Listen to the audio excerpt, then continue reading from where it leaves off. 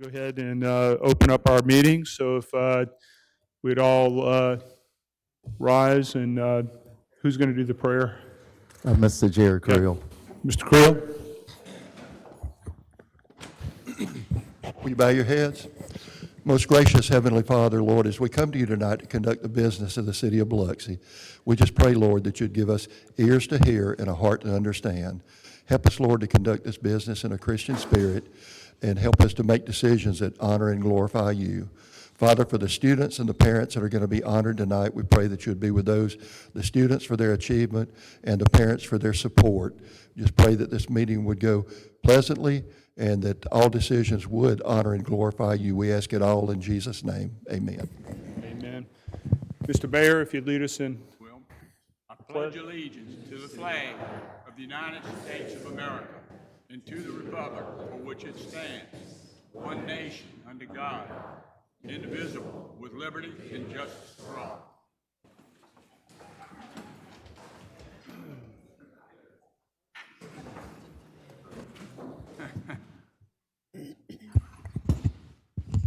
All right, I need a motion to suspend the rules. So moved. I'll second. Okay, made by Mr. Lawrence, seconded by Mr. Guines. Any discussion? All in favor? Motion carries. If the clerk would read any revisions. To the policy agenda, we're substituting item 4C, ordinance to approve a zoning map amendment to grant a PDR, Plan Development Residential District Master Plan, to construct a 213-lot subdivision at 2003 Lawrence Street. I move the agenda as amended. I'll second. All right. We have a motion by Mr. Lawrence, seconded by Mr. Guines, to move the agenda as amended. All in favor? Those opposed? Motion carries. Mayor's report. Yeah, thank you, Mr. President. Ms. Hunt, is she in the room? Yes, she is. Please come and welcome everyone, to parents and all the folks who've been helping with this great class, our student mayor's council class. I think it's the second one, huh, Susan? Susan, second. But it's a big class, and we're going to have welcome and award them some certificates to say, hey, this is our next generation of Biloxi leaders. So that we're proud and pleased to have everyone here, the parents, and again, the people who actually put the time and effort to expose them to the Biloxi's, history and heritage and the way of life here. So it's yours, Ms. Hunt. So I get to talk now. Okay, I just want to tell y'all, and I will speak how it's going to work. Their names are going to be called. Stacy's going to call their name. They will shake the mayor's hand. They will get a certificate. Parents, if you want to come up and take a picture, John will be taking a picture. And then, Mr. Arguelles, you don't come yet, but you're going to go over there because then we will do a group picture. Okay? And I just want everybody to know, here are all their cell phones. I have all their cell phones, and I promise they will get them back. All right? But I want you parents to know, and I do get emotional, it's been an honor to work with your children and your grandchildren. They have learned a great deal. I've learned a great deal from them. So they've done a great job, and they're going to miss me, right? Just think, you'll get your cell phones, and they'll be this. They're so glad that they're not going to see me anymore. All right, but I will have the last word. All right. Let me tell you, I'll get your cell phone. If they go off, that means somebody can turn them off. Okay? So, all right. Nicholas Arguelles.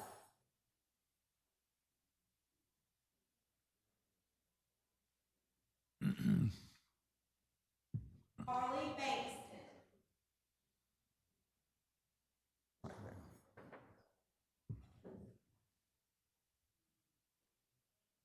Luke Annaboo.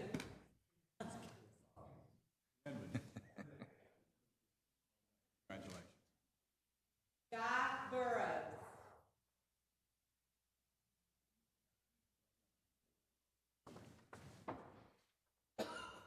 Mackenzie Corley.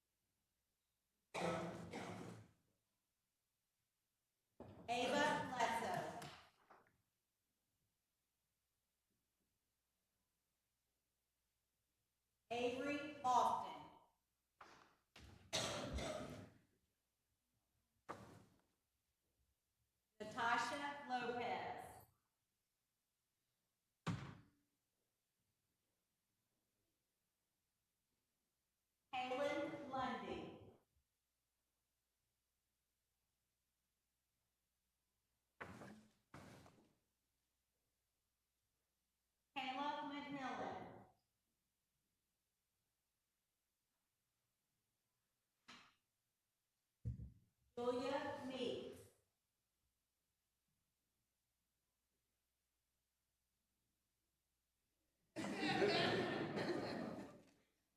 Elizabeth Myers.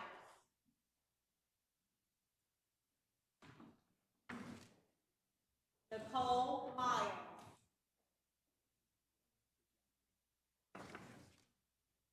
Olivia Parker.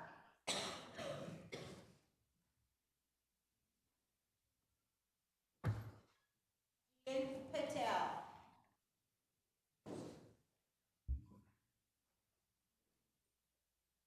Ludwig Perez.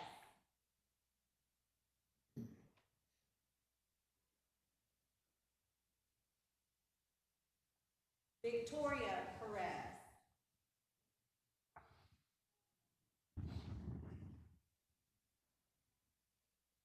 Ike Hiram.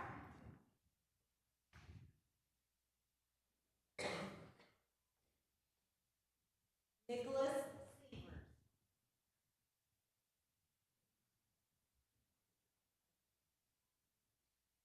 Dale Smith.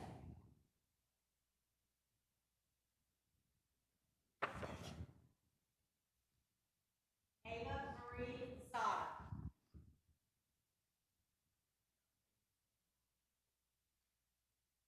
Stefan Sushka.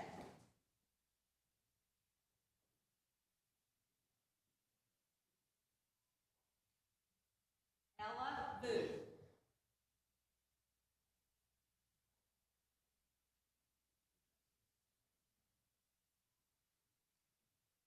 Jaden Ware.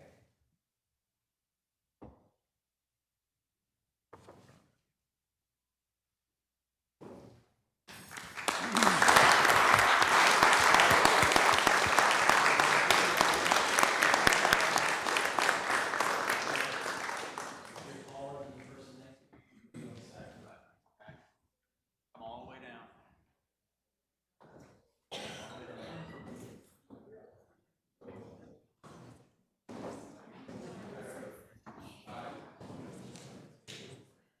Okay.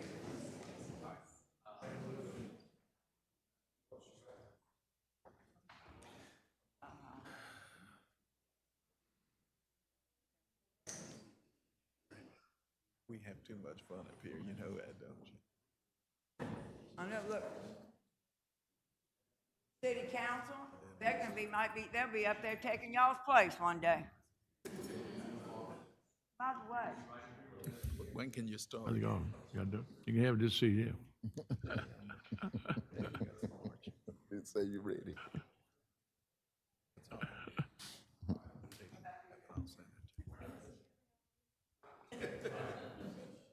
get some.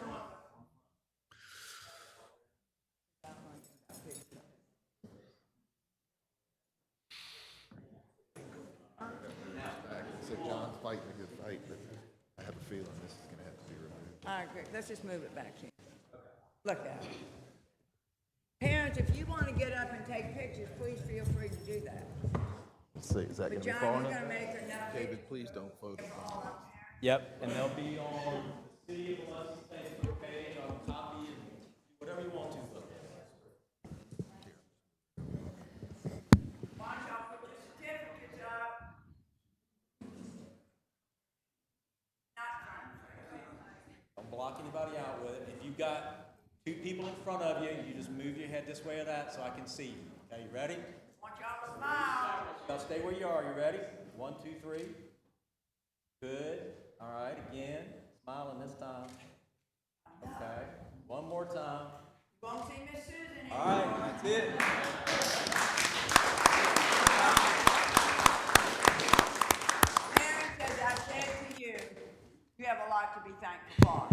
I will miss you all, and I know you're gonna miss me. You've been absolutely awesome. Can I ask you something, Mr. John? Because I had several parents to ask me. We could do it out in the hall if it's all right. If we could take a picture of those students, the St. Patrick students, our Harrison County students, and Biloxi students. Do it in the lobby. In the lot, so we wanna do it downstairs, as you come in. I think so. Okay, so I have your cell phone. So we cannot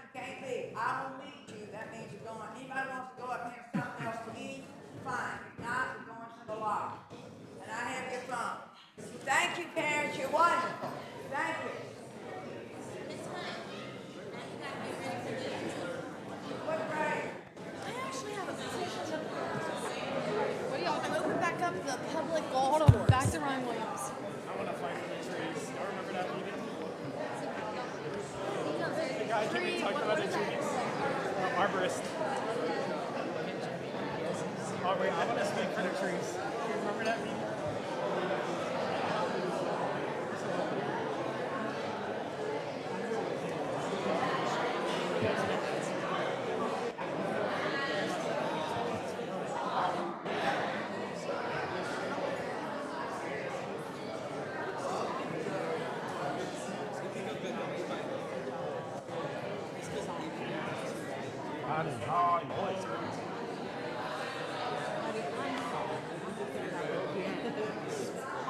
Okay.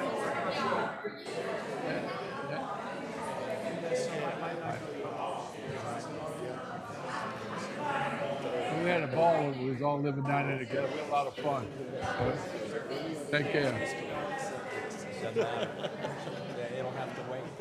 Or she'll take their phone away.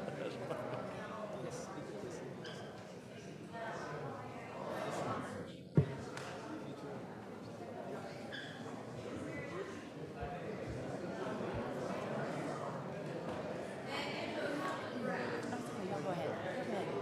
Go ahead. I'll go take a picture.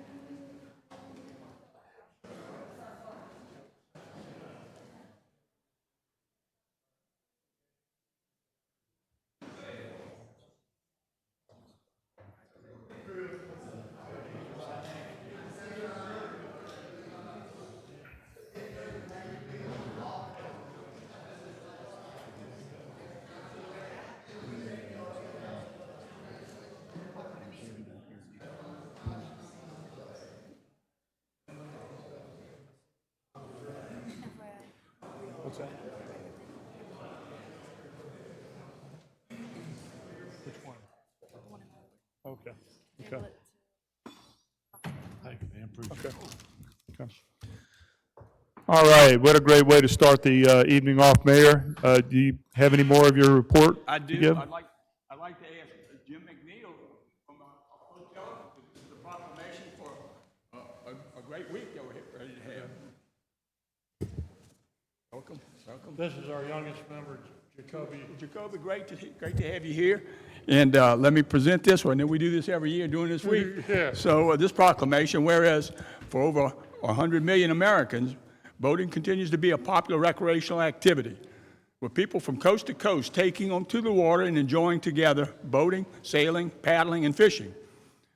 During the National Safe Boating Week, the United States Coast Guard and its local auxiliary flotillas and its state and local boating partners encourage boaters to explore and enjoy America's beautiful waters responsibly, emphasizing that safe boating begins with appropriate preparation.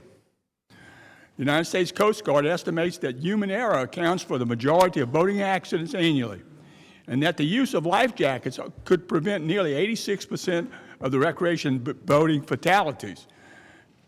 Whereas the adoption of basic boating safety procedures, such as carrying emergency distress and communications equipment, wearing proper life jackets, participating in boating safety courses, subscribing to annual vessel safety checks, and avoiding alcohol use while at the helm can ensure recreational boaters on America's coastal, inland, and offshore waters stay safe. The National Safe Boating Week is observed to reinforce the awareness and attention to important life-saving procedures so recreational boaters can be safe and have an enjoyable on-the-water experiences throughout the year. Now, therefore, I, Andrew Fofo Gillich, Mayor of Biloxi, do hereby proclaim May 17th through May 25th as National Safe Boating Week. So we congratulate you. Thank you, sir. Thank you. Say something. I'm the flotilla commander. Jacoby's our newest member.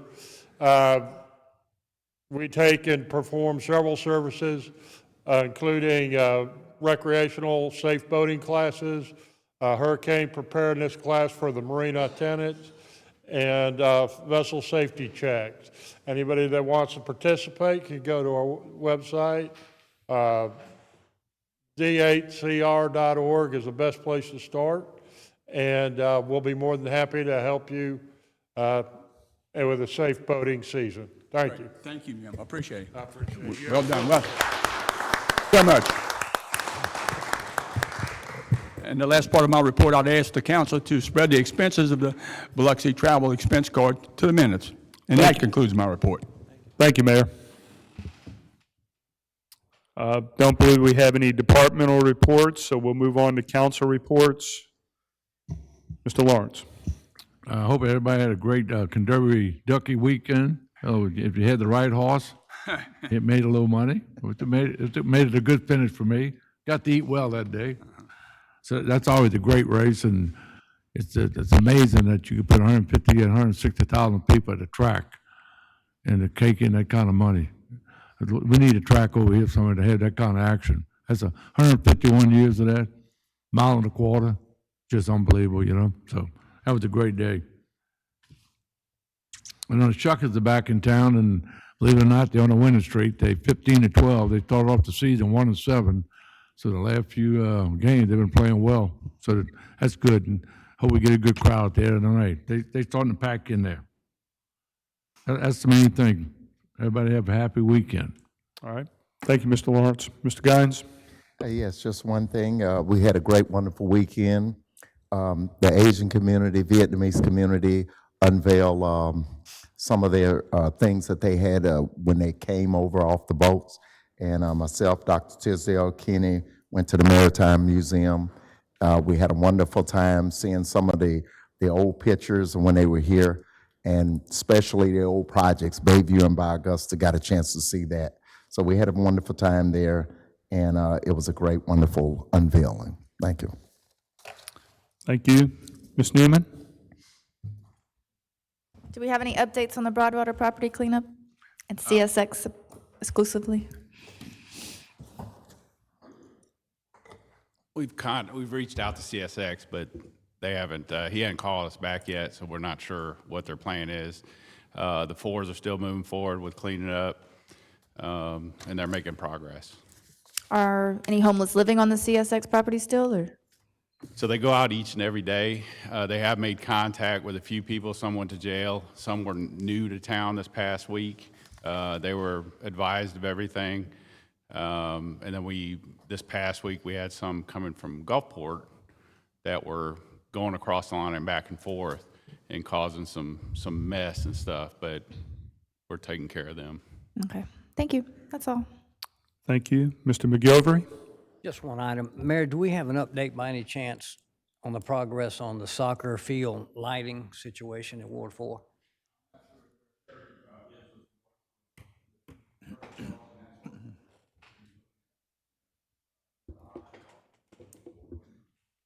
Sorry being here.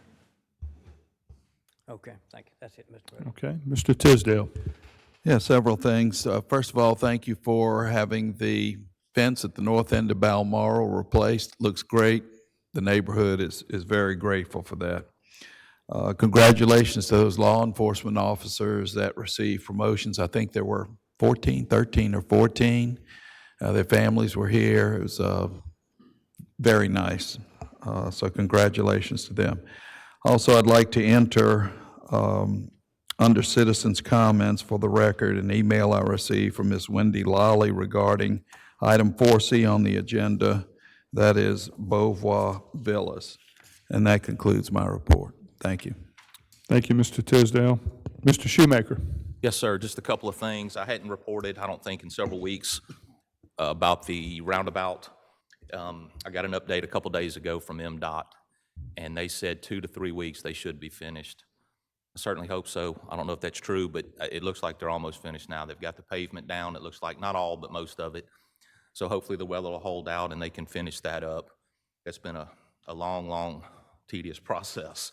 The sidewalk, it's going great. Traffic's not bad. Everything, they're cleaning up after they do a section at a time. Landmark, the contractors, fantastic. They're almost at Lorraine Road now. So I'd imagine that's, a couple more months, and depending on weather, should be done. But that's all I had. Thank you. Thank you, Mr. Shoemaker. I just got a couple of things. Want to touch again on our investment in renovating the Sportsplex. There's a couple of promoters. They promoted their event. It's a girls softball big event up in Oxford. But they had a conflict of a time conflict up there, so they came down and visited, took a tour of our facilities, really fell in love with it. But this tournament is so big that it not only needs our Sportsplex, it needs the Gulfport Sportsplex in addition to our Sportsplex. Little bit of a hiccup is temporary fencing. Whether they rent it, whether we invest in, we obtain some fencing so we can maybe upsell it. But we need to look into that because that could be a deal breaker for this particular promoter. But we need to make sure that I guess, amenities in place. They are also looking to do a high school combine where college coaches and recruiters can come down here and watch some of these high school athletes perform, and that could be another big event. So there's a lot of interest, Mayor, in that investment we made out there, and it could be very impactful. I just ask that we take a deep look at that temporary fencing. It can be on the low end as long as we got fencing. It doesn't have to be the high end fencing, but it should be something that lasts and all that kind of stuff if we pull the trigger. Okay. The next thing I want to talk about, and Felix touched on it, but the Vietnamese narratives.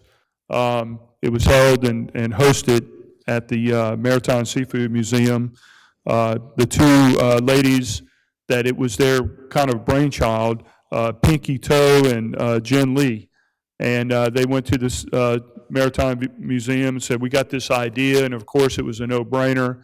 It was quickly put together, and as Mr. Gines alluded to, they had all the clippings from back in the day when the Vietnamese were coming to America. And we even had a special guest, and she was on the cover of National Geographic. Her name was Ann Vu. Graduated from Biloxi High School. We had some wonderful conversations. Mr. Tisdale kind of remembered some of the classroom antics back then, and but she was very delightful. She was a good ambassador for the evening, and to see the Vietnamese community just beaming with pride that they were being recognized for their contributions, you actually saw their histories and all the histories of the Biloxi people kind of blending together for a wonderful evening, and I hope we can have many, many more nights and events like that. And that concludes my report. We'll move on to our public agenda, citizens' comments. I know we got a good crowd here tonight. We have a total allotted time of 45 minutes. Each individual has 3 minutes. Because of the size of the crowd, we're going to have to hold strict to that time limit of 3 minutes. So when you hear the bell ring, your time is expired, and we'll move on to the next person. So we'll go ahead and start on my left, your right. Just raise your hand and be recognized if you want to come up and speak. Go on. All right. Yes, sir. Maybe we'll have a little bit more than 3 minutes.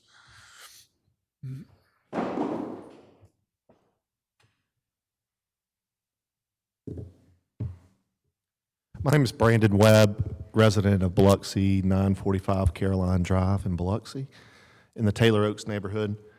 Just a couple, this is in regards to item B of zoning amendment to lots 1633 and 1635 Pops Ferry. So in regards to that, there's a currently on, I think it's 130 or 1630, it's a Papa John's that's built there now. There's a zoning amendment to it that would allow for drive-through location, or drive-through or a pickup window of some sort to be added to the building. It's not so much that it's the business itself. We're happy as a neighborhood in Taylor Oaks with the business and the development in the city. We're all for that. And for a coffee shop or for a urgent care clinic, I think the rub that has come to be is that the building was intentionally built for a drive-in park, not a drive-through. It was brought to Planning Commission, approved without the drive-through, and built, and now it's been back to allow for the pickup window. The zoning change would allow for the pickup window, but any future developments would allow for a drive-through in those businesses. If a coffee shop were to go in, they would have a drive-through that could extend traffic into Pops Ferry Road. Even with the acreage that's there, it's about 1.7 or maybe less acres. When you add a building to that, it can eat that space up very quickly. So we're asking that the city council deny that request to do that zoning change. And if there's any questions from you guys, I'd be glad to take it. This is not a Q&A. When it comes up on for discussion, there may be an opportunity. Thank you. Okay, thank you. Anyone else? On my left, your right. Come on up.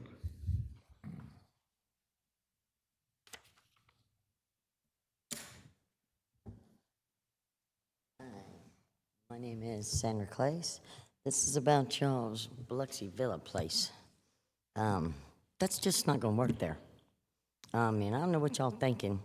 Again, 251 houses. Come on, man, you ain't even giving them people a yard, okay? I mean, you're talking about kids. There ain't no park right there. There ain't no park on that side of the road. They're gonna have to cross Pass Road. There's no light right there either, okay? I just don't see how y'all gonna make that work. Y'all putting too many people with no yards, and y'all expect families to live there? Come on, dudes. Really? I mean, y'all outpricing our neighborhood for starters. So what y'all gonna do? Make our neighborhood go up and therefore nobody can afford it? I mean, come on. You know, y'all gonna fix the roads there so we can handle all these cars? I mean, what exactly do y'all plan on doing? Just dropping this stupid neighborhood right there and saying, here, good luck. Well, good luck don't work. I mean, it seriously don't. It's rezoning? What the hell for? Why can't y'all just keep the 10,000 lots? It ain't that big of a property. I mean, if the people have a problem with that, why don't they rezone it for duplexes or something that ain't got no yard? I mean, you're talking about kids here. I was a kid, I had a yard. Did y'all have a yard? Y'all ever lived in a zero-lot house? Well, let me tell you about a zero-lot house. The kids have to find someplace to go play because they really do. That means they in the street. If there's no place else for them, they in the street. Y'all want these kids in the street, or what we gonna do? Block off half the streets and say, here you go, playground? Let me put a swing set in the front of my house in the middle of my road because my kid needs a swing set, because I really don't want him to go to the park down the road down there. I mean, after all, he's got to cross Pass Road, and, you know, I mean, come on. Y'all thinking singles, maybe seniors. But how many seniors and singles is there in Biloxi? I mean, is there enough for a neighborhood like that with no children? And how many seniors want a 3-bedroom house? We're downsizing. I mean, I don't know about y'all, but even when I was younger, I didn't want a roommate. Okay, they were kind of on my nerves. Seriously, you know, that's just too close. Y'all crowding us in, y'all messing up all the area around there. All the other houses around there have got lots. They got yards. Y'all expecting these people to pay more money for less. except for a pretty house. What's a pretty house? Oh, big deal. I mean, I don't know about y'all, but when I was a kid, I didn't want to stay inside. Now, kids today, they scared to go out. Why are they scared to go out? Because it's dangerous? Oh, because they ain't got no place to play? Oh, okay. Well, y'all just keep it up and give them no more places to play, and we'll stick these sickly kids inside. I mean, Thank you for your comments. sickly. All right, we'll continue on my left, I believe. Yes, come on up. Yeah, lady in the green. That's you, looking back. Yes.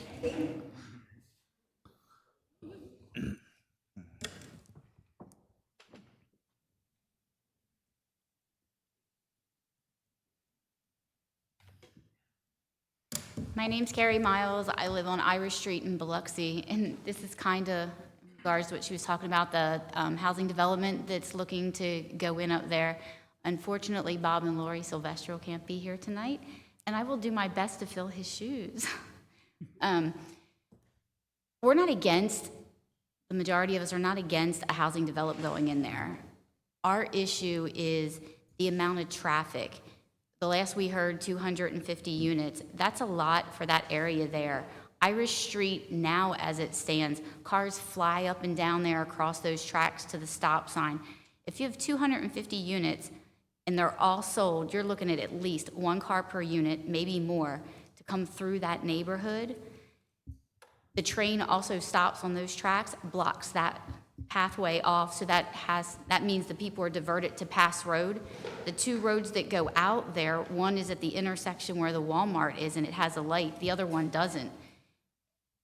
It's just not set up for that amount of traffic. We're opposed to the rezoning for the size of the lots to go that small and the amount of homes to go in there. We're fine with a development, just not that many. Thank you. Thank you. Yes, sir.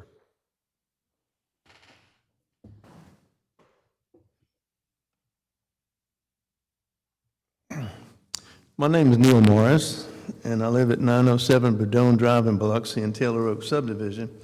And I got a couple of comments I'd like to make in regard to the pizza business that's already been approved with a couple of conditions. And I'm here to let you know that those conditions that were brought up by Mr. Creel at the Planning Commission meeting have not been satisfied. One condition was that the lighting around that building be located such that and oriented such that the lights that would progress the beams of light across the area would be aimed downward, so it wouldn't be in everybody's windows in the subdivision that bordered the wall behind Taylor Oaks. That has not been fulfilled. It's been partly addressed on the side of the east where it's adjacent to there's a little nursery home. Those lights are oriented downwards with a cover over the top, and that's perfectly okay.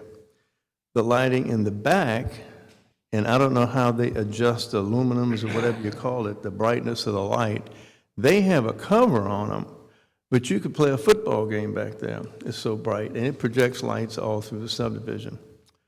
On the east, which borders, I live 3 lots down, and it's like I'm sitting in a football game.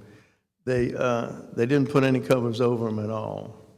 And they're of a height on that building to where the lights really got no place to go but right in people's windows. I mean, you wouldn't think so, but when you go down there and look in the evening, the brightness of those lights, it's staggering. And it's just not conducive to the neighborhood.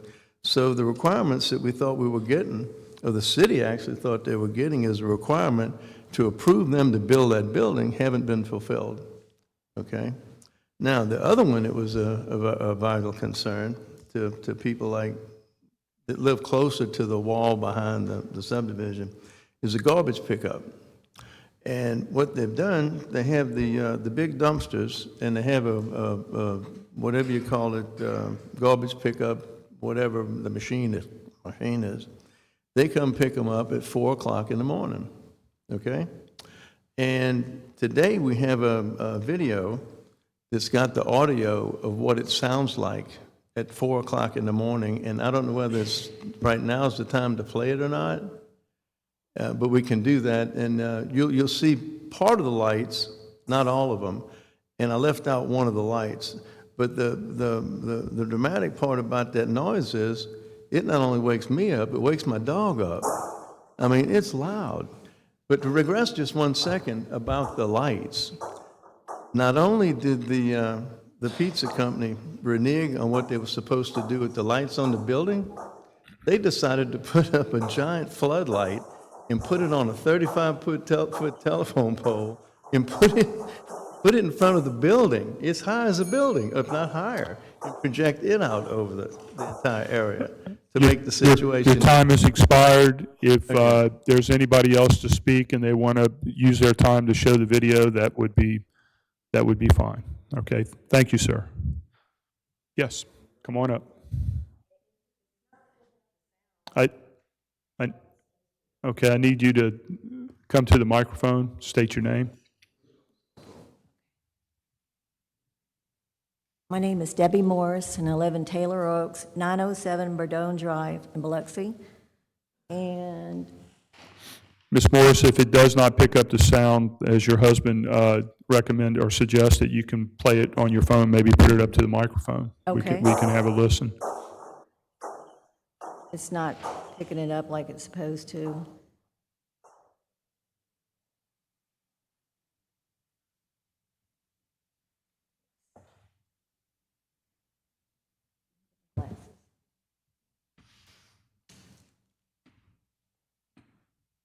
Getting old.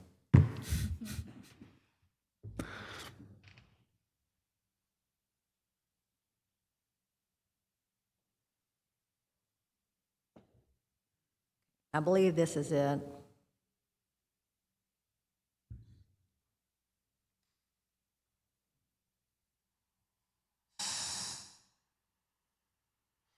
Put it up to the microphone. It's just fixing to start.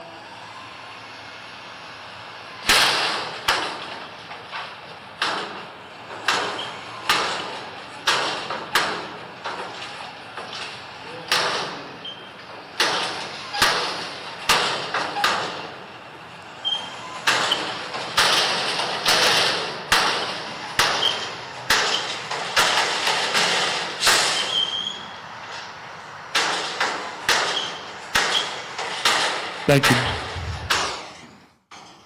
And the lights, you can really see the lights from our yard.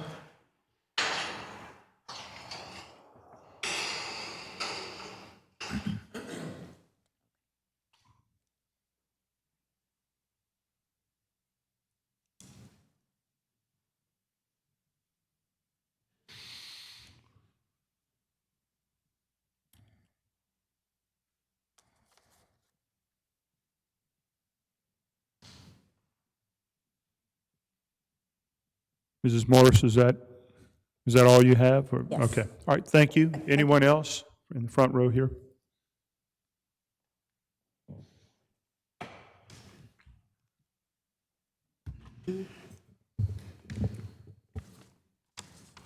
My name is Kathy Joachim Bryant. I live at 1872 Braywood Place in Biloxi in the Taylor Oaks subdivision. Obviously, I'm also here to address the rezoning request by Papa John's. I'm a Biloxi native who returned to Biloxi in 2021 after 48 years away. For the last 25 years, we lived in Atlanta. I mention this because as residents of Atlanta, we know traffic. We've earned honorary PhDs in traffic as a result of living there. So traffic issues, both current and future, are always a concern for us. And this is my primary issue with the rezoning request. We spent 2 years searching for the perfect retirement home and ultimately found it in Taylor Oaks. It was exactly what we had been looking for, but I had big misgivings about the fact that we not only had no traffic light onto Pops Ferry Road, but we didn't even have a way to access a traffic light. It was my one and only concern about living in Taylor Oaks, but it was and still is a big one. There are certain times of the day that the traffic is so heavy on Pops Ferry Road that taking a left out of Taylor Oaks is virtually impossible. It was almost impossible tonight. Even taking a right can be challenging. I am concerned that rezoning this area from LB to NB will only serve to increase the traffic significantly and render accessing Pops Ferry Road from our neighborhood an even more dangerous challenge than it is currently. And it's pretty bad right now. I will also mention here that depending on what time of day it is, I will go out of my way to avoid taking a left into my neighborhood. That can sometimes be downright scary, sitting there watching all those cars in both lanes coming straight at you without even a median separating you from them. Thank you for the opportunity to speak to you tonight about this matter. As a concerned Biloxi citizen, I respectfully request the council members to vote to deny this rezoning request. Thank you. Yes, ma'am.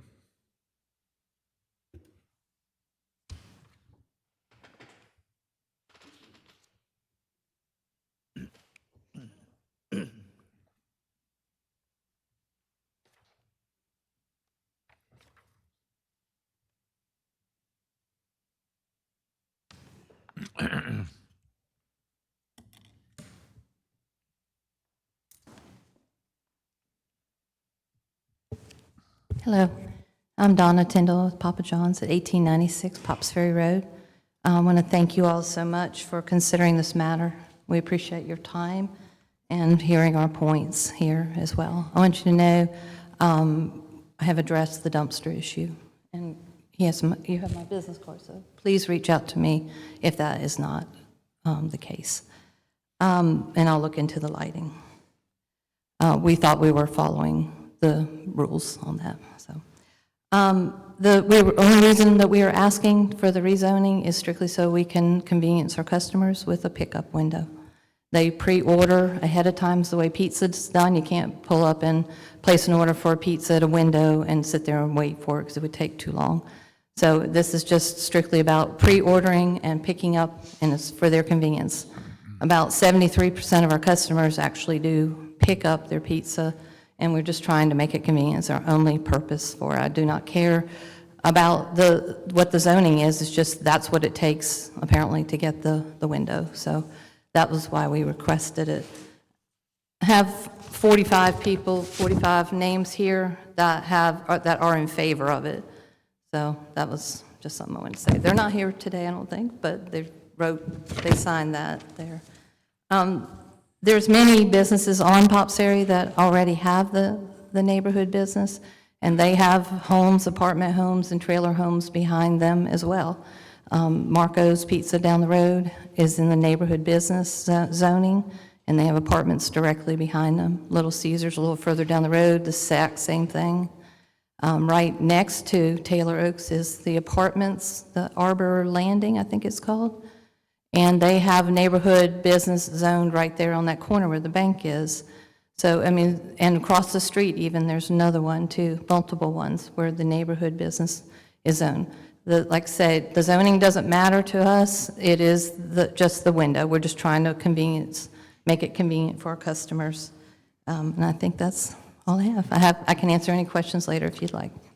Thank you, Ms. Tyndall. Thank you. Anyone else this side of the room? Yes, sir.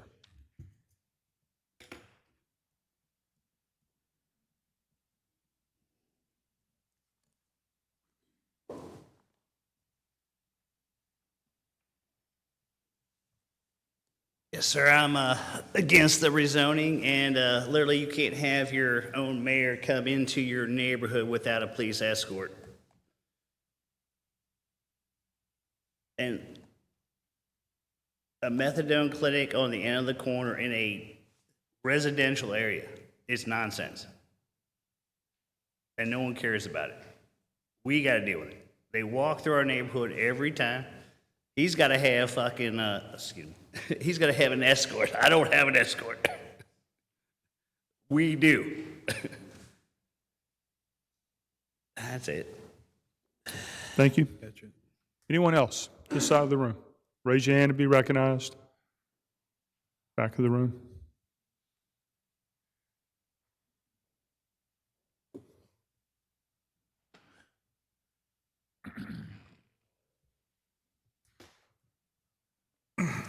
My name's Randy Lashbrook. I live on Irish Street in Greater Biloxi. I want to thank all of y'all for what y'all have been doing, cleaning up over there, getting some of that done. I hope it keeps progressing. We still have a homeless problem, but I see it seems like a lot of them are diverting and going down a different street than traveling right there where I'm at to try to avoid being seen. There's still an issue with all of that. Everybody in my neighborhood is totally against the Elliott Homes rezoning.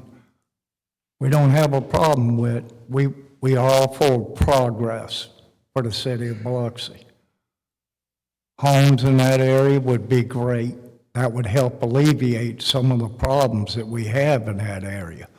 But we don't want a whole bunch of homes all jammed up in there to cause traffic problems and other issues that's going on. Thank y'all for listening to us. Thank you. Come on up.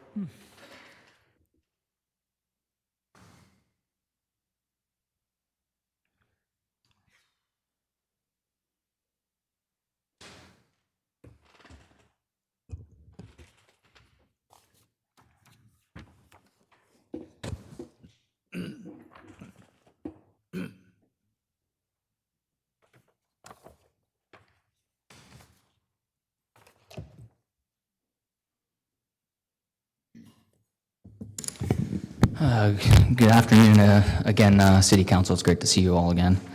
In front of you, you have a document I provided you. We're talking a lot about rezoning today, and in particular, we have the planned development that's in front of you for Bovar Villas. So I want to point something out. In the ordinance, it makes multiple references to the fact that a planned development is indeed a rezoning. So as one example, as you see in the top there, and there are many, it mentions a planned development is established by amendment of the official zoning map to rezone land to a planned development zoning classification, and on it goes, right?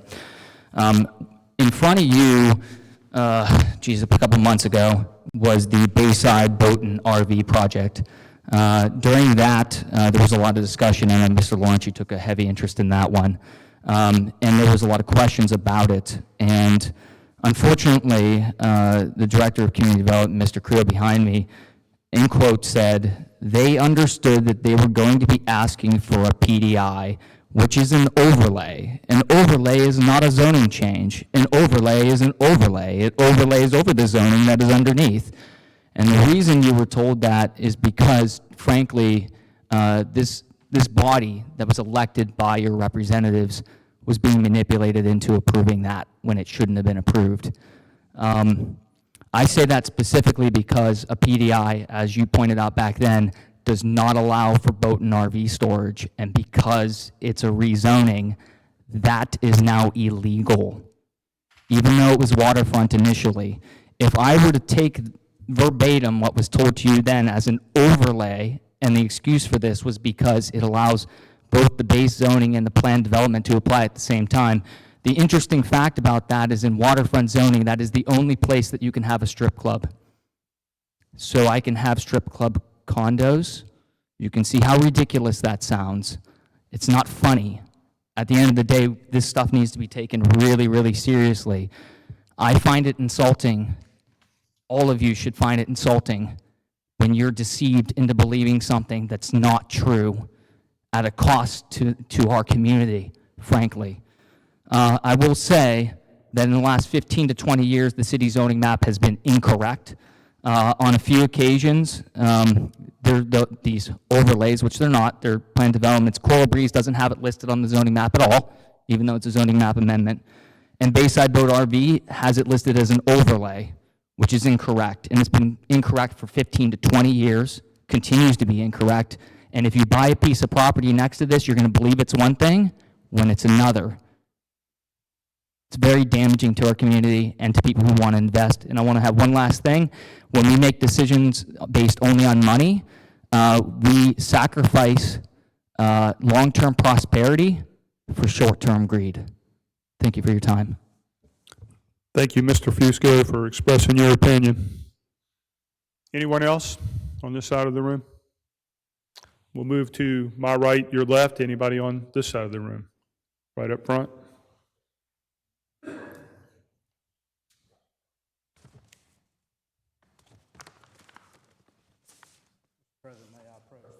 Absolutely. You got 3 minutes. Sure.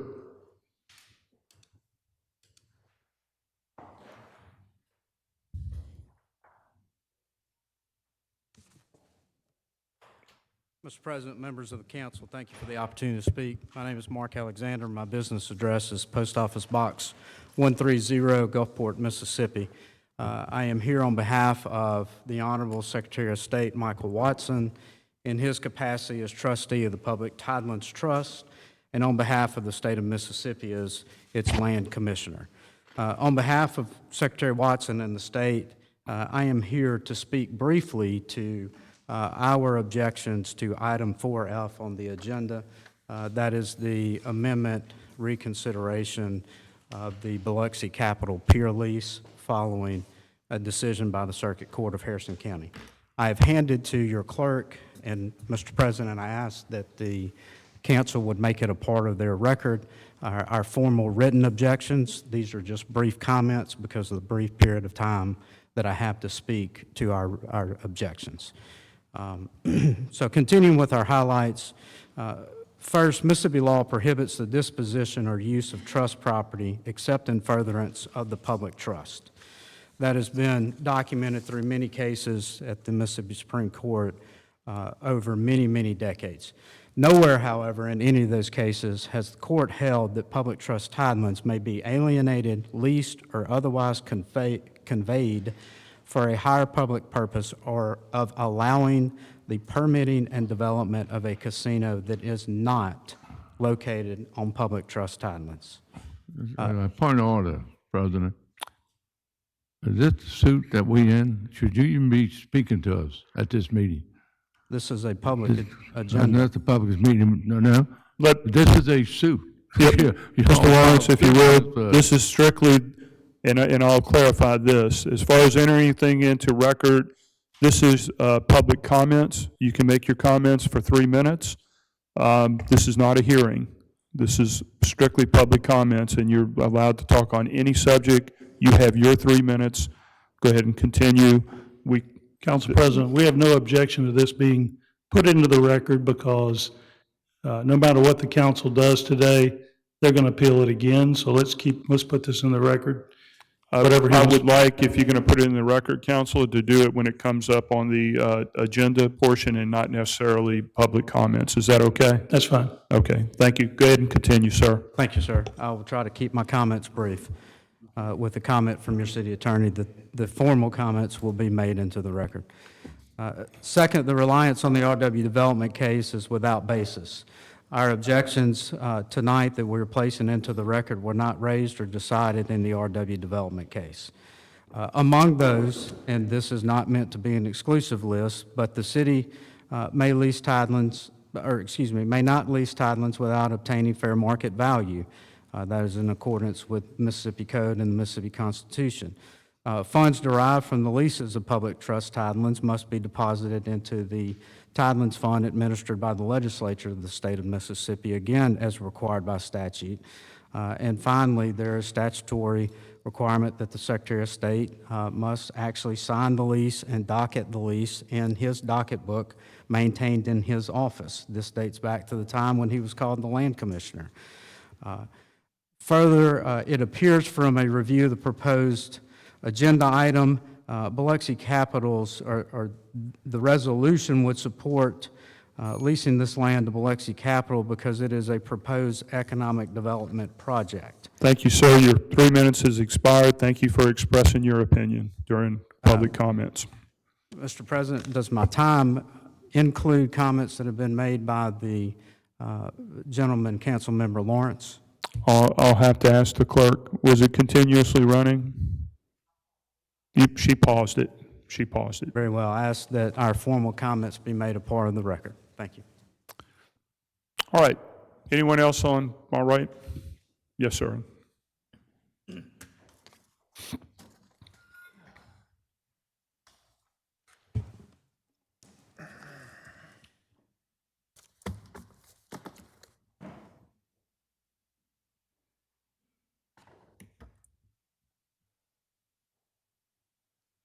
Good evening, council.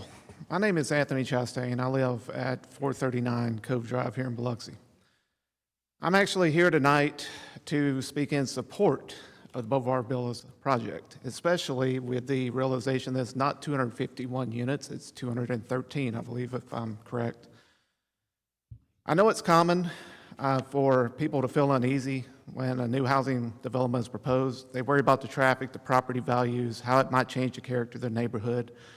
Those concerns are understandable, but I've also seen what happens when you give families a real chance and put down roots, because I've lived it. So back in 2017, my family, we bought a home in Potts Ferry Place. It's that dense little neighborhood right over beside Potts Ferry Elementary. When that neighborhood was built almost 30 years ago, people were saying the same things that we're hearing right now. It's too dense, it's too small, there's zero lot lines, there's not enough parking, and that the homes wouldn't hold their value. But for us, it was a turning point. That didn't happen. We were tired of renting, pouring money into someone else's mortgage. We wanted something to call our own, so we bought that house. We took care of it, we made improvements, we built equity. And when we sold it last year, that equity allowed us to move into a larger home, still right here in Biloxi. We didn't move away.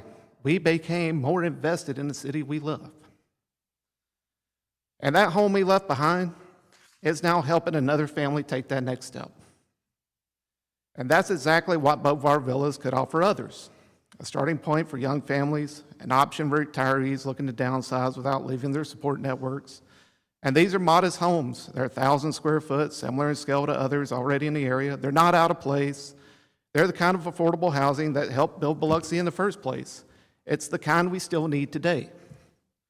And I've heard the concerns about traffic, but this site isn't new ground. It was once home to a school. For years, it handled daily buses, deliveries, pickups, drop-offs, and the infrastructure, the road, the utilities, even some of the old drainage. It's already there. It still exists from when the school was in place. That land's been sitting unused for too long. Let's make it useful again. And I also understand changing zoning, it can feel like a big step.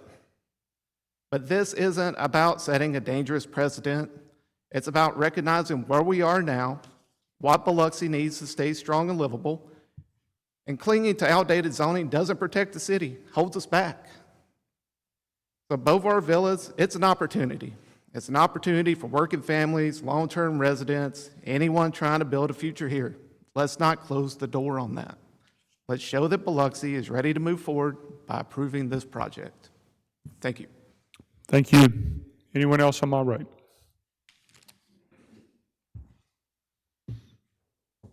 Hello, my name is Bobby Heinrich. I'm here to represent the owner of Boulevard Villas. I just want to make myself available to answer any questions or concerns of the project. There were some things that have been said that need to be clarified.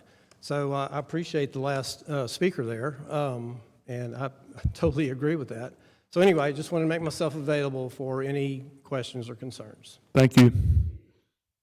Anyone else, raise your hand to be recognized if you want to speak.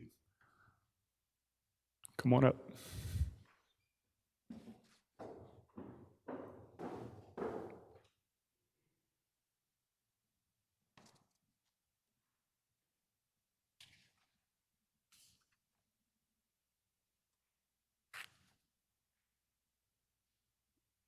Good afternoon again. Wow, that was a hard one to follow. So I live in the neighborhood that we're discussing, adjacent to Boulevard Villas. They have some very interesting points. There is nothing about this development that is innovative or will be beneficial to Biloxi moving forward. My understanding of your existing zoning laws, regulations, is that to change the zoning to something like this, it needs to be innovative. It needs to be thought-provoking. We want it developed. We've come before you multiple times and told you we want it developed. What we do not want is 13, is that what the amendment was now? 213 cookie-cutter, not great built houses. We would like to see maybe some mixed use, something thinking forward for Biloxi. Some storefronts on the bottom, housing above, maybe some little cottages out back. Something that's going to benefit everybody, everyone. Not this. You're going to overwhelm the neighborhood. You had a school there, I get that. You did not have 250 cars coming in and out of there. Yeah, they proposed to build another road that goes across to Veterans. I can tell you that there are many roads around there, but we have so much traffic coming through our neighborhood that is using us as a cutoff from Pass Road to 90 now. We have people losing pets every day because these people are racing through the neighborhood. This is not beneficial to Biloxi. It needs to be developed, but it needs to be developed properly to benefit the whole city. And forward-thinking city, not just today. And frankly, your own laws and regulations say that it has to do these things, and this project just doesn't. Please vote no. Thank you. Thank you. Did I miss anyone? Yes, in the back.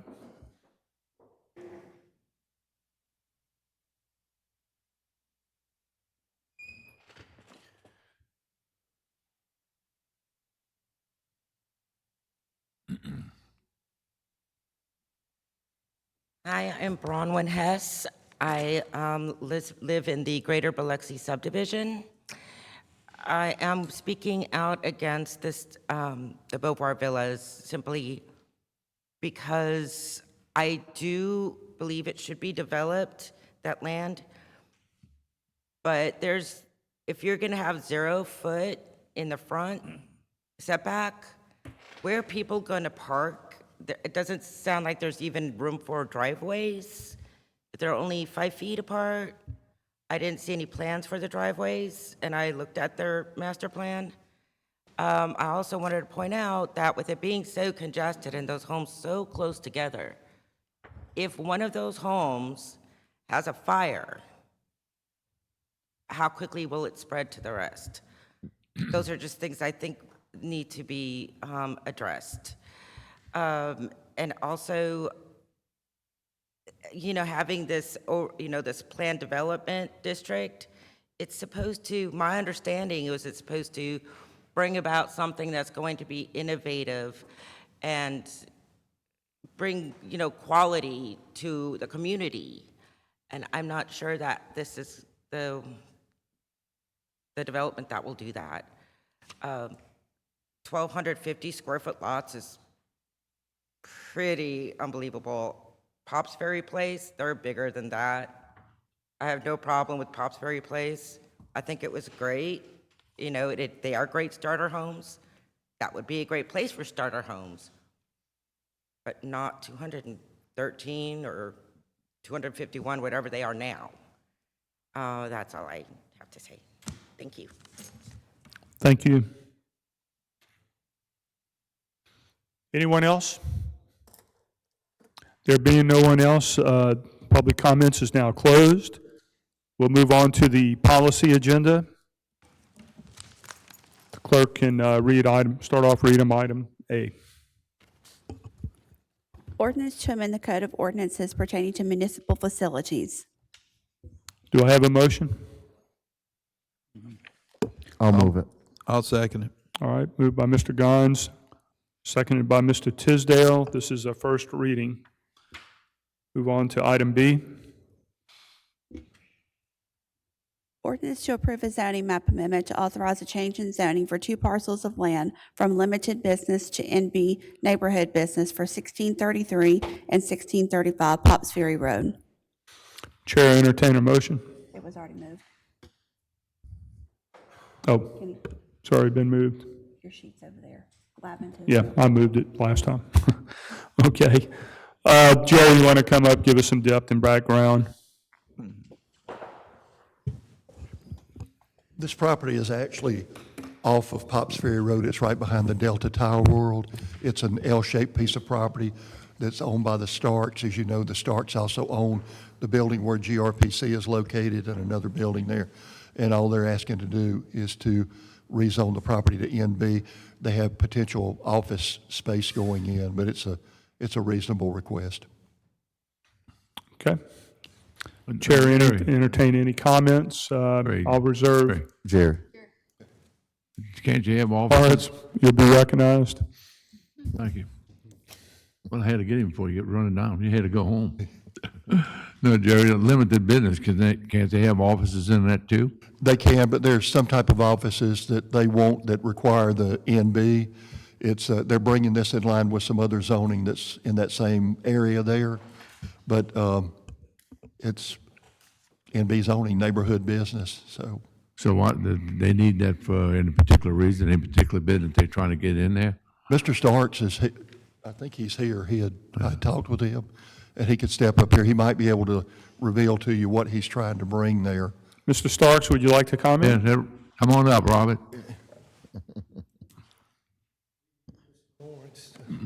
Get me up here. I'm Robert Starks. I live at 995 Bay Shore Drive in Biloxi. We also own a business, it's 1538 Pops Ferry Road. And we own the office complex at 1635 and 1641 Pops Ferry Road.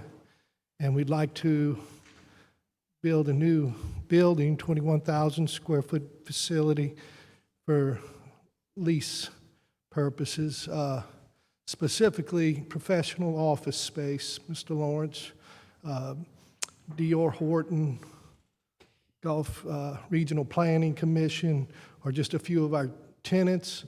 And right now we're at capacity and we're looking to expand so that we can accommodate some of our tenants. We're not bringing in a Papa John's. Promise, no drop-off windows here. But it's really just that. It's not changing anything more. I mean, I'm really not sure what the zoning change from neighborhood business to, what was it? What's it currently? Limited business. I'm not really sure what I know that the property's divided and part of it is the limited business and part of it is in the neighborhood business. So we're just trying to reconcile that to one zoning for this particular partial, is the way I understood. Is that right? Yes. So, go ahead. His other property is already zoned NB, and all he's doing, because they share the same parking lot for this new building that they're going to build, they're just bringing that NB zoning in compliance with the rest of their property. All right. That makes way more sense. That should have been stated earlier, not you, Robert. Jerry, all you do is tell her that, didn't realize you were taking one basic piece of property and making the same thing, correct? That's correct. Okay. Anything else, Mr. Lawrence? No, sir. I'd just like to comment, this corridor is in my ward, of course, and this Pops Ferry corridor is, I mean, basically, it is a lot of commercial, limited business, neighborhood business along this corridor, and it continues to develop. You'll see the banking, you'll see the food, you'll see the office space. So it is conducive. The other thing with this development, there is no pushback, or has been no pushback, for Mr. Starks to develop this land, so it doesn't seem to be intrusive to anyone. Even though there are a couple of neighborhoods that are close by, they coexist with the development of this corridor on Pops Ferry. And those are my comments. Anyone else would like to comment or have any questions for Mr. Starks? Hi, Robert. I hadn't seen you in 20 years. Question for Jerry. This is behind some current, I guess, office space. What is that zone now that fronts Pops Ferry, which is in front? I'm thinking it's NB. And again, you've got a big parcel, part of which is zoned NB and part of it's LB. That's not an unusual request, but it's similar to surrounding properties. And it's Robert has potential tenants. Sure. He was ready to reveal what those are right now. Right. So, but All he's doing is squaring his property off and making it all NB. Right, he's a man of few words. You're not going for a methadone clinic or anything like that, are you, sir? Professional I just officer. have to ask. Okay, thank you. That's it, thank you. That's it. Anyone else? All right, call for the question. All in favor? Those opposed? Motion carries. Next item. Thank you.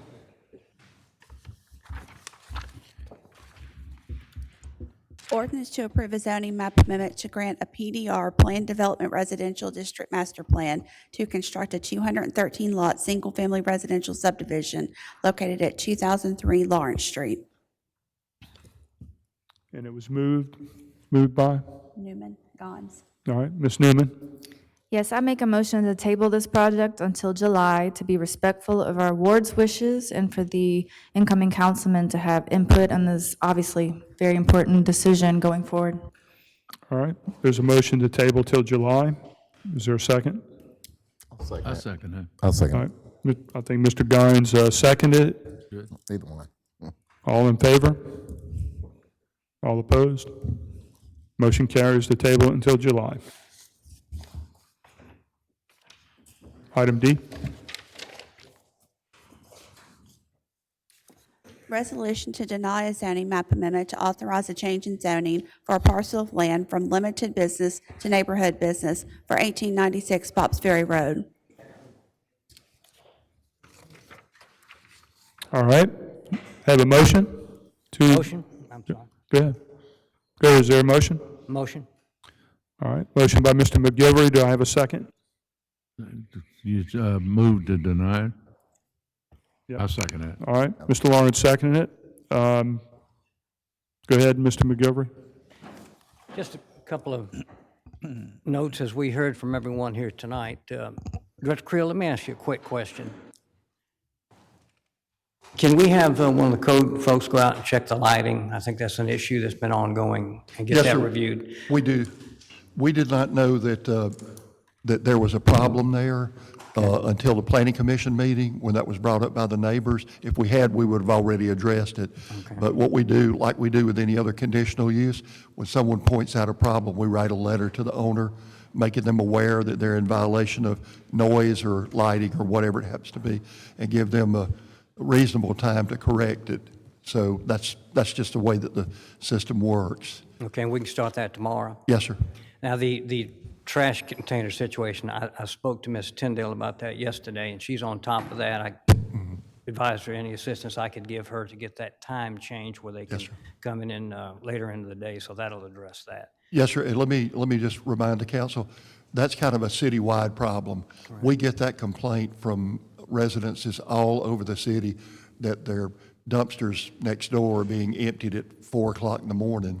And what we try to do is to work with the dumpster companies to see if they can reschedule that time. Sometimes they can, sometimes they can't. Okay, if you can check on the lights, I'd appreciate it. I will, yes, sir. Is that it? No, sir. Okay, go ahead. In addition, I attended the I'm done, Mr. Greer, thank you. Planning Commission meetings regarding Papa John's request. And from the beginning, when prior to construction, the homeowner association with Taylor Oaks and some other residents in that vicinity were under the understanding that once the business got up and running, that the drive-up window would not be an issue. And so they were all for the project. In March of 2024, as we all know, Papa John's went back in front of the Planning Commission, again requesting that a drive-up window be approved, and it was denied at that time. Recently, April 17 this year, Planning Commission received a second request from Ms. Tyndall regarding the drive-up window, and after some issues from several residents who were there, they were in opposition of the drive-up window, and there was 4 or 5 in the audience that were also in opposition. Of course, they didn't testify, but that was voted 10-4 to deny it as well. I've spoke to Ms. Tyndall, and like she mentioned earlier, that the drive-up window is more so just for a convenience for our customers, and I can fully understand that. But once we change the zoning and the drive-up window is approved for Papa John, The coffee shop that's under proposal, my understanding, and adjacent to the building, I'm sure they're going to want a drive-up window as well, and then just where does it start, or end, I should say. So from the onset, when I've been dealing with this, even before this issue came up, with the folks in this residential area, it's been traffic, traffic, traffic. It's been a major problem there at Campbell and getting in and out of Campbell. The daycare center is having difficulties getting in and out due to traffic, and Taylor Oaks as well, as was mentioned earlier. It's definitely a problem out there. The Traffic Safety Committee had a request several months ago from me to maybe review maybe putting a traffic light there, and I don't think they've made a decision on that, but having a drive-up window would just only compound the traffic problem that is there now, and I cannot support this request, and I hope my fellow colleagues will be in agreement with me. That's all I have, Mr. President. All right. Thank you, Mr. McGilvery. Mr. Lawrence? I said, you deny it once, you deny it again. I mean, that should be enough. I mean, the Taylor Oak don't want it, but it's actually been denied twice. And that should be enough for anybody. It's not needed, it's not wanted, definitely not by the people living there. So, I mean, I'm going to support to deny it again. All right. Any other comments from the council? Back to Tisdale next. I do. Thank you. Tisdale.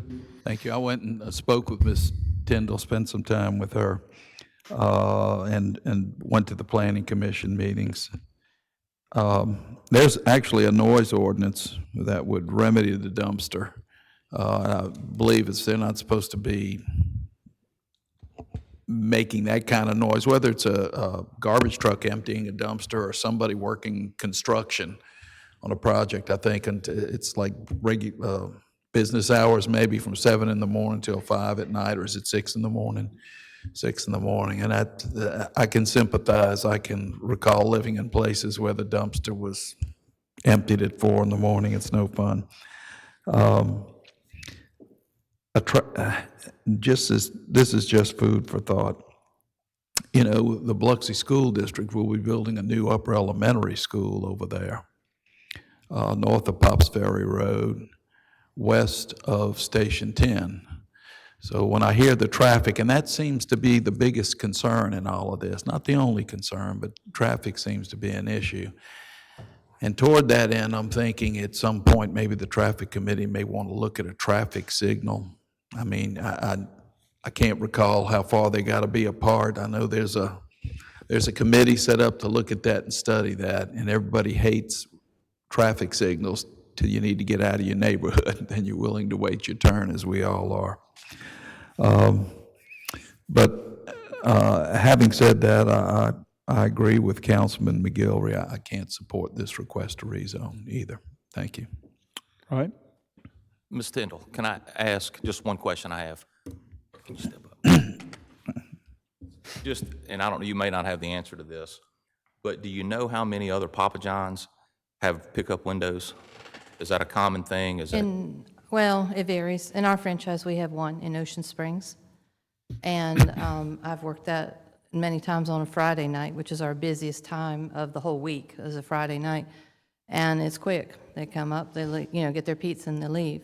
I don't think I've ever seen more than 3 cars in that line on a Friday night. And that's, like I say, our very busiest time, because it's just very quick. They're not sitting there figuring out what they want because they've already placed their order. They've already paid for it majority of the time.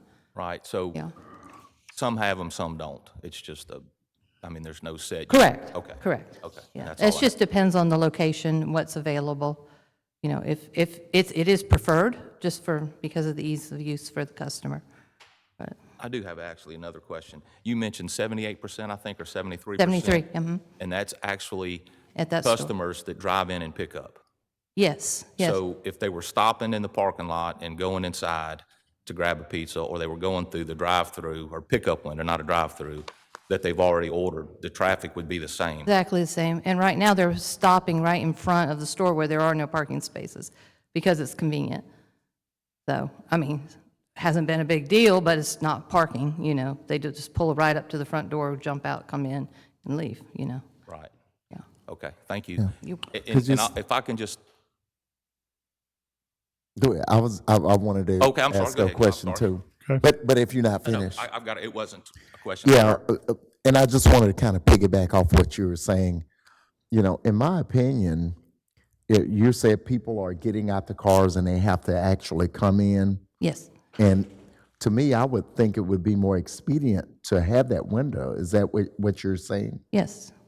And by it being more expedient, would that not alleviate some of the traffic issues? I think so. Because, if I had to come there, park my car, and then I got 3 or 4 people parking cars, and then we have to wait, grab the pizza, then get back in the car, to me, that would be more time consuming, is what I was thinking. Yes. In my opinion. So I'm trying to look at it from a logical standpoint of why not, and why not have it there. You're just doing the pros and cons with it. And I thought it would be more expedient to have that window. Are you guys asking for anything else other than that? No, sir. I mean, I know the noise is an issue, and that could be, Dr. Tisdale talked about the dumpster or noise ordinance that's been in addressed. place. Yes. So that could be alleviated by changing times or addressing that in a different way. But the only other thing is, like you said, what would a drive-through window hurt is what I'm trying to materialize in my head. Okay, you answered what I wanted. Go ahead, I'm sorry. Okay. But go I ahead. just had one other comment, not for you, Ms. Tyndall, but I was just going to say, I know I don't live there. I understand the light's a huge issue, and I understand that dumpster at 4 o'clock in the morning is an absolute issue. I know, Ms. Tyndall, you mentioned a few minutes ago, you're going to rectify that. Hopefully, you are going to rectify I've that or already try to. spoken with them. And if not, I know hopefully Director Creel's department can help with that. But what we're hearing now is, unfortunately, and not that it's not an issue, but it's neither one of those issues. It's the issue of the zoning and the drive-through. But so that being said, I think if the issue continues, we get with Director Creel's office. But other than that, I'm ready to vote whenever, and that's all I have. Thank you.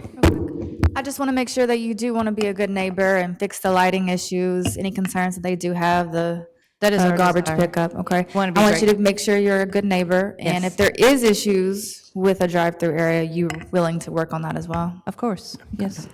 All right, that's all. Is that it, Ms. Newman?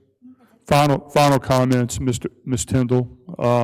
I just want to say a couple of things. Number one, hey, first of all, I love Papa John's. I mean, you had me when Manning was promoting Papa John's and all that kind of stuff, but it's good stuff. The neighborhood actually came out when you were first developing your store, and they actually was supportive, but they were not supportive of the drive-through window, because even though it makes sense, well, maybe it would alleviate people parking and waiting, it may also increase the number of cars that are coming through that drive-through window. And although that's a benefit to your establishment, it was viewed by the neighborhoods that maybe it wasn't. I think there's also an opportunity lost here, and you and I spoke about this, that if you have a business situated in the middle of some of these neighborhoods that have HOAs, and Lauren Falls, Taylor Oaks, and others in this area have some strong HOAs, perhaps engage with them prior to starting this process of consideration of rezoning again, and seeing if the neighborhood could warm up to some kind of alternative. Not only is there a concern about putting this drive-through window in an existing establishment that we said, okay, we'll support it as long as it doesn't have this, but now there are other businesses in that same footprint that could operate, and they would be increasing the traffic in and around there, and maybe 2 more businesses. So don't get mixed, I hope you don't get the mixed message here. We love Papa John's. We love you. And we're not against you. It's just the neighborhood's quality of life and what they're used to, they want to preserve as much as they can. Brandon, if you still want to say something, I saw you raising your hand. I'll allow you a comment. Real brief, though, please. Sure. Just as the president of Taylor Oaks HOA, we've done a good job of keeping up the neighborhood and values there. our concern isn't necessarily Papa John's, as Kenny mentioned, but future development is our biggest thing, and I think Ronnie hit on that. If you open Pandora's box to a business with a drive-through, the next business is going to want to use that drive-through, whether it's a coffee shop. There's an urgent care that's going to build next door to them, supposedly, and if that builds, they would have the ability to put a drive-through, and we don't know what's going to happen in 10 years, what business would be in that location. So that's it. Thank you. All right, thank you, Brandon. No other comment? You have a comment? Yeah, I do. Sometimes you have to support the people. And the Home Association came the last time in the Groves. It was totally against this project. And like what you said down there, David, you're talking about businesses in different areas. They might not have a problem with a drive-through at the other Papa John. We're talking about this piece of property they have a problem with. It's only out that Taylor Oak has the right to get to. And when you start affecting the people that's living there, some business coming in is not going to add to the city. It's going to hurt the city in the long run. And you getting out the car and doing that, okay, obviously they have no problem with the traffic, doing what they're doing right now. Because you ain't heard one of them say anything about the traffic right now. The traffic is the drive-through window. That's the problem. And then you're cutting off these people that live there coming out of their homes. That's the problem. You have to address what actually is on the table and when you're affecting the people that live in there. Thank you. I thought that noise actually was David Shoemaker banging on the mayor's door trying to get those ditches and culverts and everything cleaned out, but anyhow. Absolutely, we can bring that up as well. No, I'm sorry, I digress. I'm out of order. President, can I say one comment real quick? Yes, sir. Just I was going to say something to Councilman Lawrence, and I respectfully disagree with what you said, and I think, too, we've certainly got the citizens we have to look out for, and there's a balance somewhere, and I don't know what that balance may be right here, but we certainly can't not look out for businesses.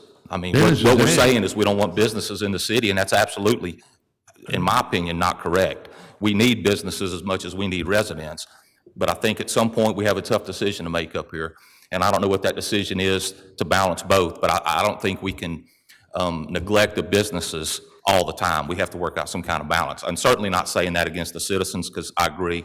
I don't want lights in my window, and I certainly don't want banging and beating at 4 in the morning when I'm trying to sleep. I just think we have a balance. All right, Mr. Guines. I'm sorry, Mr. Guines. Yeah, and I'm with you, David. There has to be a balance. And I'm curious, how long has the Papa John's been there? First of the year? Okay, just getting a little timeline. And the other thing is, like I said, the things that are in your control and things that are not beyond your control. Traffic is not your control. The banging, that's something that's not in your control. That's the garbage people. But the lighting may be. And so I'm looking at 2 out of 3 things. So trying to work through it, but I do think, like I said, we do have to look out for the businesses because that's how we progress as a city. But also we have to look out for our residents because those are the ones who pay the taxes. Thank you. Thank you. That's my comment. One final thing to David. The business is there. So you ain't saying nothing about the business. The business is there already. The business exists in the city of Biloxi. So why change anything? If it's not affecting the business, they're still there. So don't sit there and say it's about business. No, business is there. They in business already. So, I mean, they asked for something, was denied twice. And you need sometimes to stand up for the people that live there. That's all I was telling you.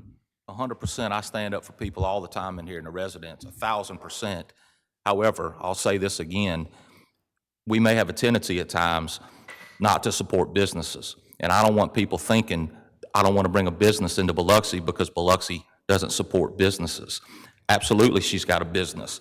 But I can go down the row and count how many businesses have drive-throughs. I don't think it's a ridiculous request for a business when there's businesses all the time that have drive-throughs. So I don't think it's a bad request for her that owns a business to ask for something that's more convenient and that other businesses have. It's not unusual. I can go to a lot of pizza places that have drive-throughs or drive-ups, excuse me. So I get it. She does have a business already. But she's asking for something. People come in here all the time and ask for conditional uses and everything else for something they want. I don't think it's any different for a business asking for that. Chick-fil-A. The difference in this been denied particular twice. case, the difference in this particular case was when this business was being proposed and they were working through their development and their plans through the planning commission, they had requested that and they knew that it was going to be denied, and they still went forward and opened up the Papa John's without the drive-through window. So now they're coming back to take a shot at maybe we can add this convenience to our customers. Maybe something has changed in the mindset of the people in and around the Papa John's, and it hasn't changed significant that it would warrant us to make that change. They knew very well they weren't going to have the drive-through window when they created the business. That wasn't approved. That's the only difference in this case, and I wish Papa John's the best. I will continue to buy pizza there. It kind of takes care of my 13-year-old, and I'm very grateful for that. So let's go I ahead. don't want to beat a dead horse, but I would like Okay. to just finish. Read this. it one more time. Go ahead. Well, I just feel that I got a few things I'd love to say. Yes, sir. But I understand what you're saying as well. But I know in the year and a half that I've been on this council, many things have come before this council that have been approved, whether I was on it or prior to me being elected, that they didn't get approved for, and then they came back and asked for approval. I mean, recently we've done that. So I don't think, again, I understand that might not have got approved then. I just don't see that asking for something as a business when you didn't get approved one time and asking for it later is that big of an issue. And that's all I have to say, though. Thank you. Sure. I got one thing. Mr. McGilvery. I don't want to beat a dead horse like you mentioned, David, but I'm going to beat this one more time. Just a little bit more. What they're proposing can change everything as far as drive-up windows. It's already been mentioned. If we approve this zoning change, the coffee shop that's under proposal will probably have a drive-through window, and then there could be a donut shop adjacent to that with a drive-up window, and it just goes on. If we change the zoning, I mean, it's plain and simple. It was denied by the Planning Commission once, it was denied twice regarding the drive-through window. That is the issue here today, the drive-through window. And if we approve this zoning change and allow them to have the drive-through window, what are we going to do in a month when the coffee shop wants one, and the donut shop, and the tattoo parlor wants a Okay. I rest my case, that's All all I right. got to say. Anybody else want to beat the dead horse? Okay, there being no one I else? promise, this is the last thing. Let me No just, way. I'm gonna finish with this. I promise y'all, I apologize. No way. The law does state, if you were denied, you can wait 1 year. The ordinance, am I correct? You can wait 1 year, come back and ask for that again. And that's what she's done today. Sure. No. And that is all I have this time. She waited a year, and I won't take much of your time. You want to I know beat the wanna- dead horse too, Director? No, but I do want to point out something. Okay. The issue here was the zoning change. The people, especially the people on the Planning Commission, were concerned that if this zoning changed from LB to NB, that it's going to open the door for some things that they certainly didn't want there in front of Taylor Oaks and Lauren Falls. But one of the suggestions that was made, and it wasn't put to a vote, but it was made, is why not have a public hearing for a text amendment that would allow a drive-through window in LB zoning, which is not allowed right now, but that way the council, Planning Commission and the council could look at each case on a case-by-case basis. There might be some places where it's acceptable and some places where it's not. But that's an option there, you know, that would keep a person from having to ask for a zoning change and having to make the argument about changing the character of the neighborhood and everything else. So just for your information, that was part I of the have another question on that, but since you brought that up, would it be okay to do more like a conditional use? Would that be applicable in this situation? Well, that was the discussion. Rather than change the zoning, which is what scared a lot of the neighbors and the people. Don't change the Rather zoning. than change the zoning, why not do a text amendment that would allow a drive-through window in LB zoning as a conditional use? And that way, again, y'all could handle it on a case-by-case basis, you know, so. Well, that should have been, For your y'all should have brought information. that from the planning commission with that idea, if you're gonna actually use something like that. That's Sir, not to I'm put sorry. that on the table. Yeah. No, the planning commission should have suggested that to the council. That should have came, the condition. Could I- That's not the case right now. Uzi Vada, That's come something on, let's right. go. You're talking about something, denying something. Yeah, we're not, I'm not talking about this case. I'm not talking about this case. What I'm talking about that's everything. is that there's an option where every case wouldn't have to get turned down, that you could consider it, and if it didn't work out, you vote it down, so. Could I make a motion to table this to see if we can explore that? There's a motion to table, do we have a second? Have a second by Ms. Newman. Any discussion? I'll ask one question. What are you tabling it for? Well, to give Jerry a chance to go through it. Massage the thing and put something on top of it to make sure it's all right to do it? Well, That's your goal, to get it passed one way or the other? Well, if we can do it with a text amendment, I mean, if I'm in business, I would like to enhance my business as much as possible. People go into business to make money. Well, you For gotta whatever go, reason, you gotta go that's in what they business do. where you're allowed to do what you want to do. Your problem But is, this is us. your Yeah. problem is we're gonna just conditional use everything. That's the worst word we have on our LDO. Is it It's conditional use? It messes up more property than anything. Oh, it's a conditional use. Oh, it's a conditional use. No, that's not the way it is. You got an LDO, you got rules and regulations, and that's what I tried to show David Shoemaker before. You stand by the rules that you have. All right, the chair would like to state that there's a Just- motion wait a on the minute. table to table it, purposes of coming up with an alternative Text solution, a Yeah, text change. which such what as I'm a doing is text- I'm charging, I'm charging community development with the possibility of a text change or conditional use All to right. bring back to the council. Duly seconded by Ms. Newman. There's been some discussion. Ms. Newman, do you have any discussion? Anyone else have any discussion? Okay, all in favor of tabling it, of the motion to table? All opposed? Motion fails. All right, we'll go back to the original question. All in favor of the motion to deny the request to rezone?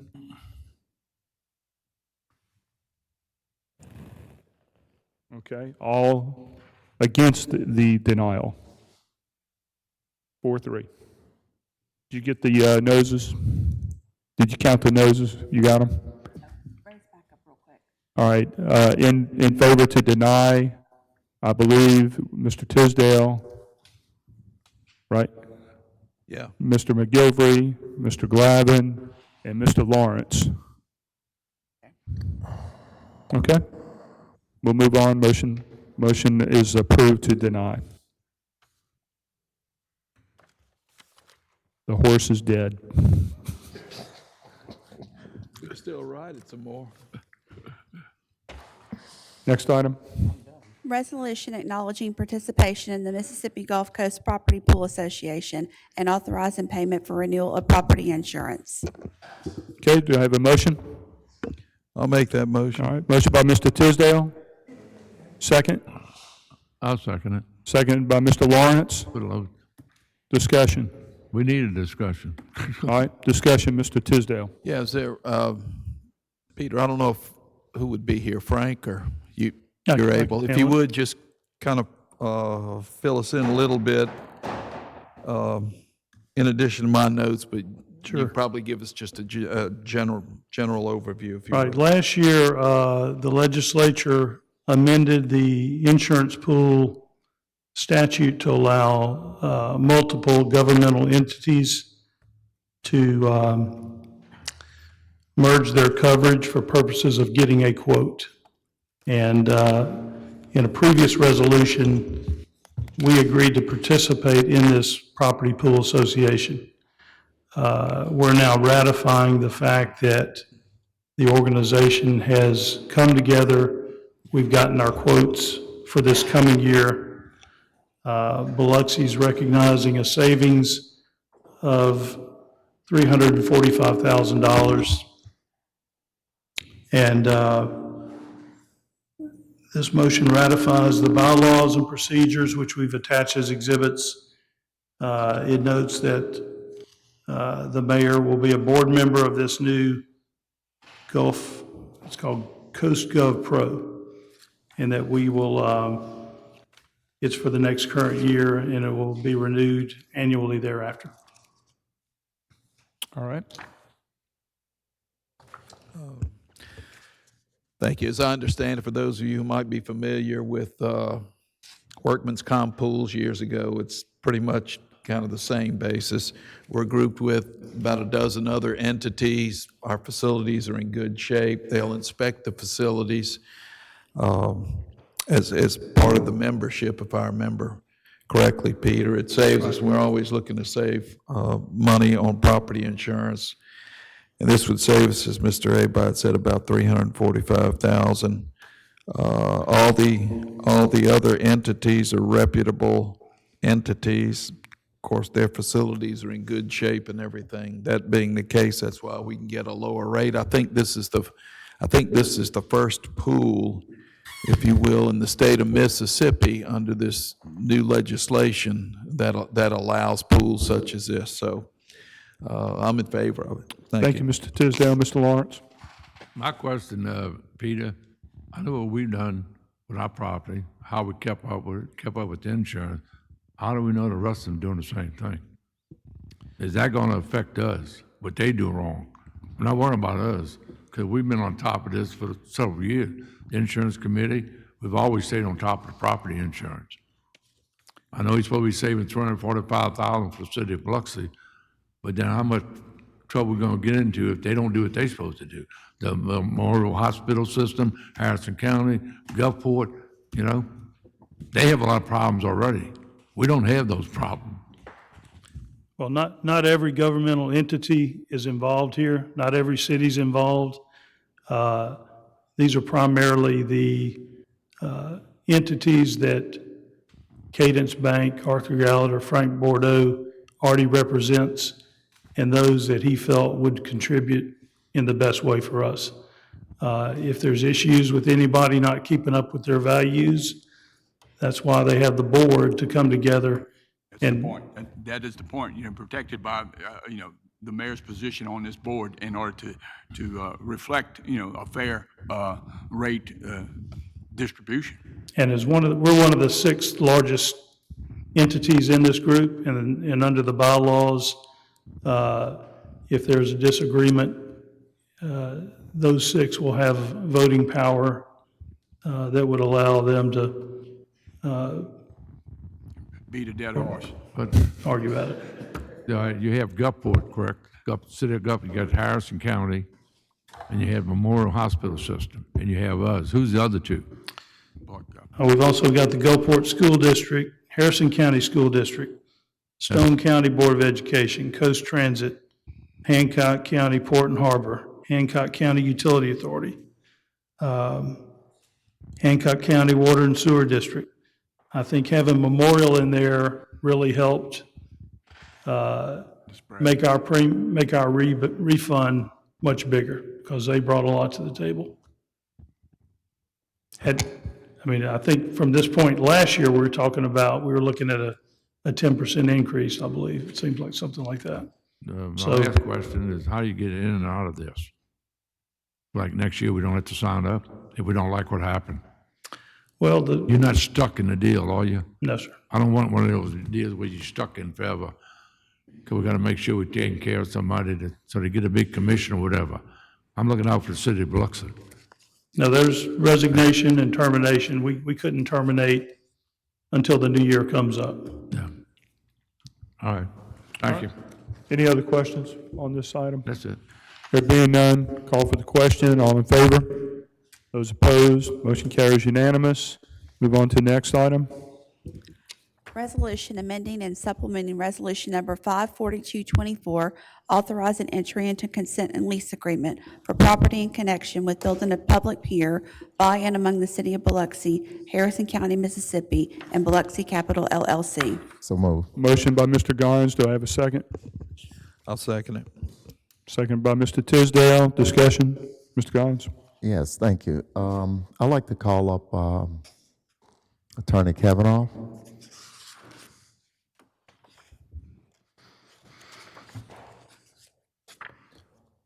Okay. and I'm sure we have a few questions here from the council regarding this. If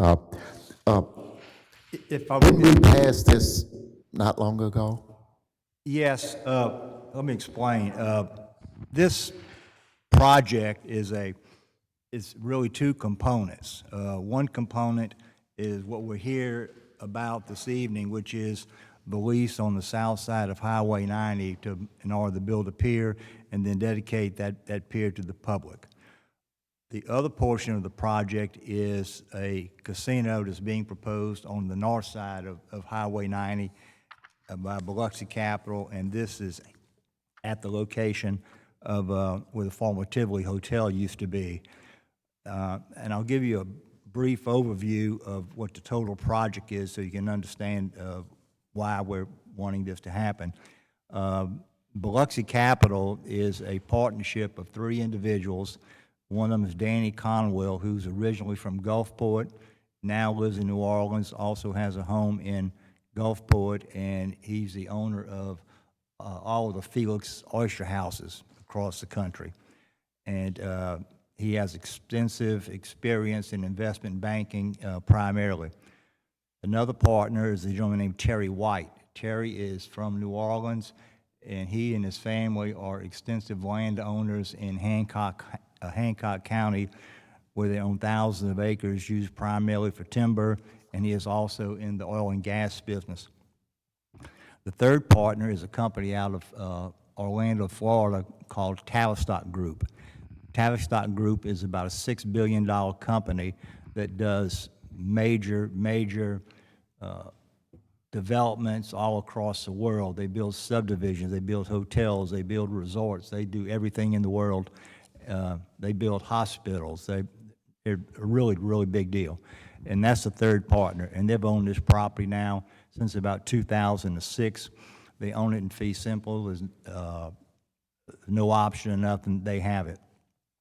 What they're proposing is a approximately 1,300 room hotel, 100,000 square feet of gaming on a 32-acre site. It goes all the way from Highway 90 to Howard Avenue, and then it's bordered on the west by Holly Street, and it goes all the way to,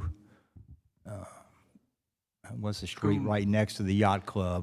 Coon, yeah, Coon, with the exception of the old yacht club and 2 or 3 houses, but they essentially own every bit of that. As you can imagine, the development will create thousands of construction as well as thousands of permanent jobs, probably a casino that size in the neighborhood of 2,000 permanent jobs, and the estimated cost at this point is approximately $750 million. The other thing that's important about this is, in addition to all the state taxes, local taxes, gaming taxes, device fees, and everything else, they will pay an in lieu payment to the Tidelands funds. So they will be paying the Secretary of State's Tidelands funds every year an amount in excess of $600,000 annually. Your Tidelands, your in lieu payment is calculated towards the end of the development before you open, because it's based on a sliding scale. Whatever your capital is based upon what the capital investment of your casino component is. And they take that number to tell you what your in lieu payment is. And this casinos this size will be clearly in excess of $600,000 going to the Secretary of State. The pier, attached to the resolution, you'll have a copy of the former pier at Tivoli. There was a pier, been there forever. It was battered in many hurricanes. I don't know that Katrina totally destroyed it. It damaged it pretty bad. I'm sorry, I'm going to take that back. Camille, I think, hurt it bad, but I don't think it was totally destroyed until Katrina. But it was a private pier. They could go build a private pier today without anybody's approval, just file a permit and get it. But they want to build it and let the public use it. That's the reason for the lease. And it's the same thing with Harrison County. The Harrison County controls the actual sand beach. And in order to do anything over the sand beach, you have to have the approval of the Harrison County Board of Supervisors. That goes all the way back to the federal court cases back in the 60s and the 70s. The court order says Harrison County controls that sand beach in perpetuity against everybody. And that was the law then, and that's the law now. So we could always build a pier there. They want to open it and allow the public to use it. Let me see, the cost of construction of the pier, the maintenance of the pier, the insurance on the pier, the utilities on the pier will all be the responsibility of Biloxi Capital. That's identical to what was in the RW lease, which has already been approved by this council, been approved by the local courts, and been approved by the Mississippi Supreme Court. So the fact that you can do this is done. That ship has sailed. The same thing with the Secretary of State challenged that and, of course, lost. Tullis, at the same, shortly before this one, Tullis got the same right to do a pier in front of Tullis. Secretary of State didn't challenge that, the Bill of Exceptions. Why this one and not that one, I can't answer, but that's just a fact. The monthly, in addition to all the other considerations, giving it to the public essentially and paying all the utilities, they're paying $1,000 a month to the city and, to the city and the county. Same as RW and the same as Tullis. No gaming will be allowed on the pier itself. It's just fishing or hanging out on the pier, crabbing or whatever, but no gaming activity will be allowed on the pier itself. Once again, that's identical to the lease of Tullis at their site and RW. And the pier is public, correct? Yes. Public pier. ADA? Yes. ADA? Yes. And going to the ADA, that's one of the reasons also for the county's involvement is, y'all may have read about these mats they now put out where you take a mat and you roll the mat down from the seawall down to the pier, and it allows wheelchairs and all and handicap access to the pier. So the county controls if you can do that or not. It's not any individual since they control the sand beach. So that is one of the reasons for the county. That's pretty much it, and that's why we're here. We were here before, and I guess to go to your first part of your question, after this was passed, it was unanimous. I believe Ms. Newman was absent, but everyone else voted in favor of it. Secretary of State, of course, challenged it, and we had a hearing, well, the city had a hearing. Biloxi Capital is not a party to the lawsuit. I was there, but we're not a party to it.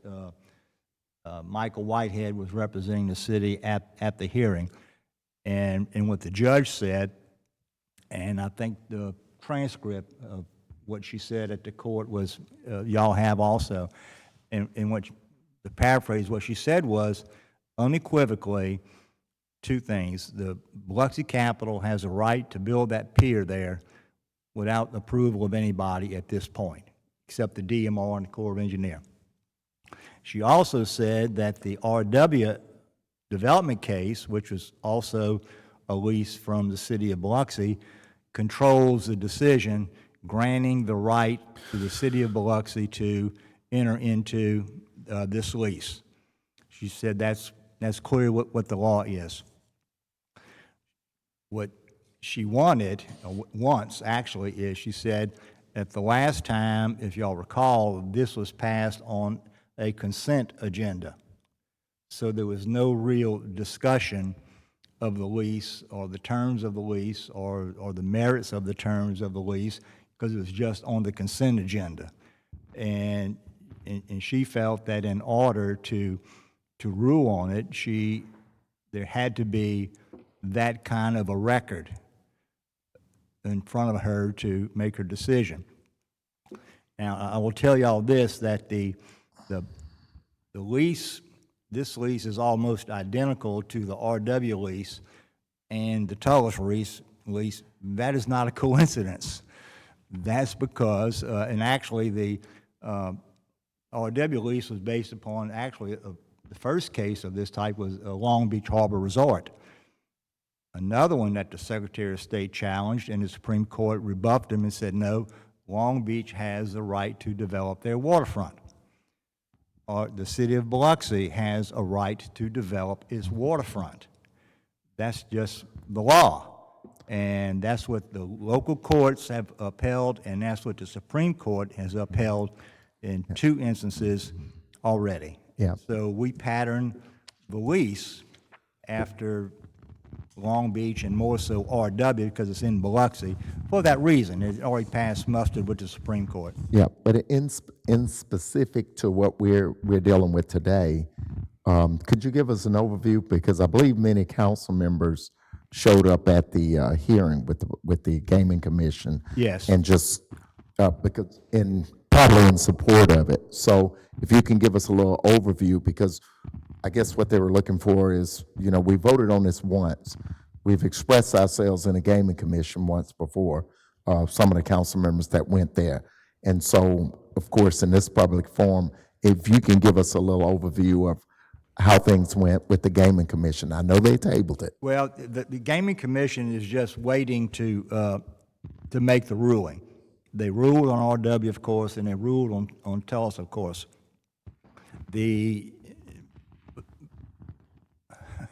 I guess lawsuit weary is the best word to use. Their Gaming Commission is getting weary of having to approve these projects and approve these agreements and these deals, turn around and get sued by somebody. And that's what's happening. And the Gaming Commission would like to see a couple more court decisions on this particular case before they finalize the executive director's recommendation. So they basically kind of want to see more of a precedent set where they can kind of move things forward based on the precedents. They'd like to get a decision like we got at RW at the Supreme Court. Mike, let me say, okay, thanks. The purpose of this, what's in front of the council, is clarification for the decision that Judge Dodson has been asking for, right? Yes. This is a clarification of what we already passed, but with discussion because it was on the consent agenda the last time. There were no findings. Generally you go through, as y'all know, I do a lot of zoning cases as well, residential and other, and every time you get up to the court, what they want to know is what were the findings of the council? What did you find in order to justify your vote? And that's what you go through in the court. And she was saying she knows y'all approved it, she knows y'all in favor of it, but y'all did not elicit or verbalize, I guess, any findings relative to the merits of the lease. And that's what she's looking for. Fair enough. Let me make one more comment, and it pertains to this new package received today as I've been looking through this. There's no doubt that whatever is done here today is going to be appealed. So we invite you to each make a comment, if you want to, about why you are coming to this decision. Our lease between the city and the county, it is a minimal lease to allow them the right to proceed forward with the Gaming Commission. They have to do this because they're unable to get a fair market rental rate from the Secretary of State. I'm glad that these leases have been now put into the record of every other casino in Biloxi, because the amount quoted to this project, to do this project from the Secretary of State, was twice what the Beau Rivage pays. And just to do a straight lease, that was not amenable to them. But we're not prohibiting the Secretary of State from getting anything. And this is language in this resolution and lease that was not in the RW. The RW lease said you still have to comply with any state or state regulations, which would be a title lease. In this lease, we specifically had, and this is in the Tullis and the Tivoli case, we wanted them to specifically affirm that they would make in lieu payments to the Secretary of State. So a lot of the thrust of this letter is, and I guess the thrust of their next appeal is going to be $1,000 a month is not much because Beau Rivage is, all these other casinos are paying these other payments. But this lease clearly states they will make the in lieu payment, and it's based on the size of their project. I expect it will be somewhere between $900,000 to $1 million to the Secretary of State. And that needs to be considered because the purpose of this attachment is to paint a picture that they're getting to have a casino for pennies. And the Secretary of State is not going to get any of his Tidelands leases, but he is going to get all that. Judge Dotson, in her transcript, which is also part of this record, stated also, it's clear the city has a right to lease this property. It's clear that they didn't appeal the county's lease, so there's a valid lease with the county. And it's clear that the city has a right to do this under RW. I think Judge Dotson asked if we could come to some agreement. Is the Secretary of State still going to oppose it? And, you know, there was no real answer to that because we know he's going to appeal this. But in light of everything, getting a free pier for the public, the fact that they also own a quitclaim to the beach, unlike RW. They have a quitclaim to the beach. They have the right to build their own pier. They already have an existing lease with the county. So essentially, us being along on this lease, we're getting a lot for almost putting nothing in from the city. It's a no-risk situation for the city. That's all I have. Thank you. Also, there's one distinction between this and the RW lease, that the RW lease, where the pier is actually at the foot of property controlled by the city of Biloxi. It's at the foot of Veterans Avenue, and the city of Biloxi owns Veterans Avenue. So that's where the pier begins, at the end of public property. This pier is not going to be at the end of public property. It's going to be essentially in the middle of that property, and it's going to be fronted by property they own, not by property that the city has, which was the case in RW. And another thing that's really, really important is what RW stood for, and before that, what Long Beach stood for, was that the cities and the counties have the right to reclaim their waterfronts. They have their right to develop their waterfront, lease, rent, plant oysters, do whatever they want. They have that right independent without having to get the word is overarching lease from the Secretary of State. That was a ruling in Long Beach Harbor. That was a ruling in RW. And that's the law of the land right now. And that's still the law. That has not changed. Thank you, Mike. Okay. Mr. Guines, you still have the floor. Are you finished for the Yeah, moment? and just to close my comments before I go out, my basic things that I was saying at the Gaming Commission was I was looking at it from a standpoint of job markets, with the ever cost of insurance going up. This would help us out. It would help populate an area that is minimum population, and it would give us a shot in the arm in the community that we desperately need it. So this will be a big this will be a big thing for our community for growth and give us an opportunity to move forward, especially on the east side of Biloxi. Thank you. All right, Mr. Lawrence. Yeah, I have to go back to Mike and I. We started this in 2007. Right, Mike? The rest of y'all wasn't here, but this is how this fight started originally. That's right. Same thing, that was the Tivoli Park. Right. Now we had the total property with the VFW and everything is 32 acres. What is the total acreage for all that? 28. Tivoli is Yeah. about 32 acres. Right.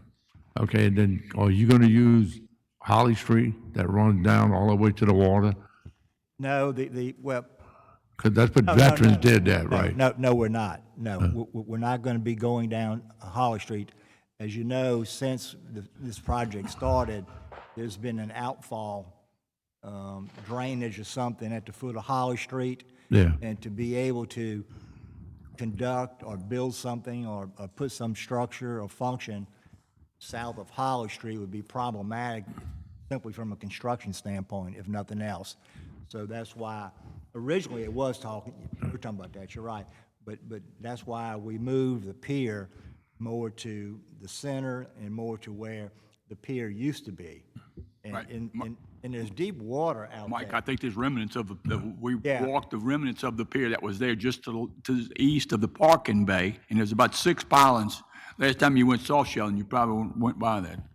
Yeah, you can pier. see Did where that a lot. pilings. And the other thing, there's deep water out there. There's a photograph from, and we put this in the Gaming Commission, said this was from the 20s, right when it was built, apparently. I think the photograph is after the 20s, but nevertheless, it's a private pier. It's got a big roof on it at the end, and to a sign nailed on the one of the pilings, it says deep water. And you can see someone is, I don't know if they're standing or swimming just to the left of that. And so that was, deep is a relative term, but it shows that there's deep water out there. So why that's important for the benefit of fishing or pulling boats up or things like that, you can do it here because you have the deep water. Unlike, for example, the pier they built on the north side of Deer Island. They got a nice little pier, but you can't land there because there's no water. And the water's all trash. Right. That's But, $450,000 they paid for that pier. Right, but there's deep water at this site. We already know that already from this photograph. Does the length of the pier matter? How far can you go out with the pier? I know you can't go to the channel. How far do you take the pier out? I think Terry Moran, as y'all may recall, did the engineering on that. I think 350 feet, but I could be wrong. No, I think 700 feet, 700 feet, I think. 700 Yeah, I think so. Yeah. Do you start from the seawall or you start from the end of the sand beach? From the end of the sand beach. And the sand beach. Pier will begin at the sand beach, not at the. But I saw the private piers used to be gated by the water, Yeah, right? you can see. But you couldn't do anything with the public, right? Yeah, you can see it in the picture where there was a gate that says private pier. And this, people you saying with the same people that was before? Yes. Same All right, and the same thing with the 13-room hotel, $750,000. Yeah. I mean, $750 million to build, 3,000 people to build it, 3,000 better to work in it once it's done. So nothing but a actually great thing for the city of Biloxi. I mean, it's not but pluses everywhere around when you look at the stuff, what it actually stood for. And it seemed like the problem they had last time, Mike, was that with the 2.9 was the rent, they wanted the 3.9. They added $1 million to the state, and that's what killed the last project. Well, That was the lease, with all that when he was fighting about the lease and that. there was, there was discussions with the Secretary of State.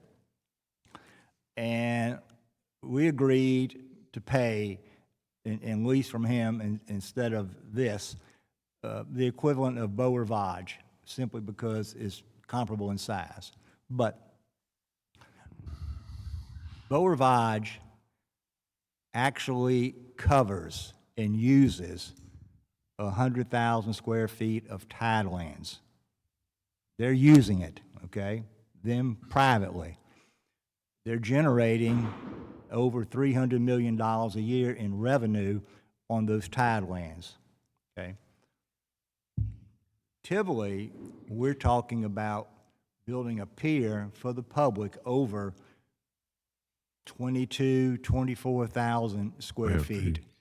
And he wanted in excess of $4 million. 3.9, yeah. That's patently absurd. And so that's why decided to do the lease this way. Now, like you said, that was a big fight. They only had 22,000, and both rides had 100-something thousand. It was way cheaper. I mean, this piece of property only controls about 22,000 square feet of the water, whereas both rides was over 100,000. I think the So point now, I mean, I think it's a good thing for. here anyhow. All right. Mr. Lawrence, is that it? Yeah, that's enough stuff y'all need to know about. Yeah. If anything else, just call me. I'll tell y'all. Good stuff. Ms. Newman? I just think it's clear that this needs to be approved, and everyone's in approval of it, including Lawrence, and that should take note. Really, nothing else should be said. You approved the right thing. That's what you gotta remember. You and Shoemaker gotta remember that. Approve the right thing. Mr. McGilvery? I agree. What's already been said. All right. Mr. Tisdale? Question. So you mentioned the in lieu payments amount, a minimum of $600,000. Yes. I think you said. Would you hazard a guess if the Secretary of State had his way, what that amount would be? Well, he doesn't have a choice. The in lieu payment is statutory. When we passed onshore gaming bill way back in 2005, that was always a concern. There's been litigation over what should a title in his lease be going back into Lord knows how long. So when they passed onshore gaming, one of the requirements was that, okay, if we're going to do it, you've got to be in a position where business people wanting to spend $800, $900 million can predict what this payment to the state is going to be and not be out there guessing. You know, it was a whim. You know, I want this much for this one, I want that much for that one.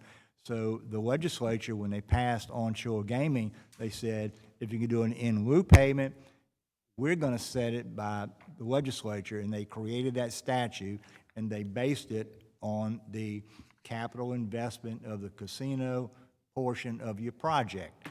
And they did that because that's the number, because when you build your project, you have to have what they call the matching, it's called the 50% rule, that whatever your cost of your casino is, you must have an equal cost of non-casino activity. Right. So if your casino costs $80 million, you had to have $80 million in rooms, restaurants, other amenities, or whatever. So it's a number that when you're building and doing your project, you're calculating anyway, because you need to know that number for your matching number to get your approval.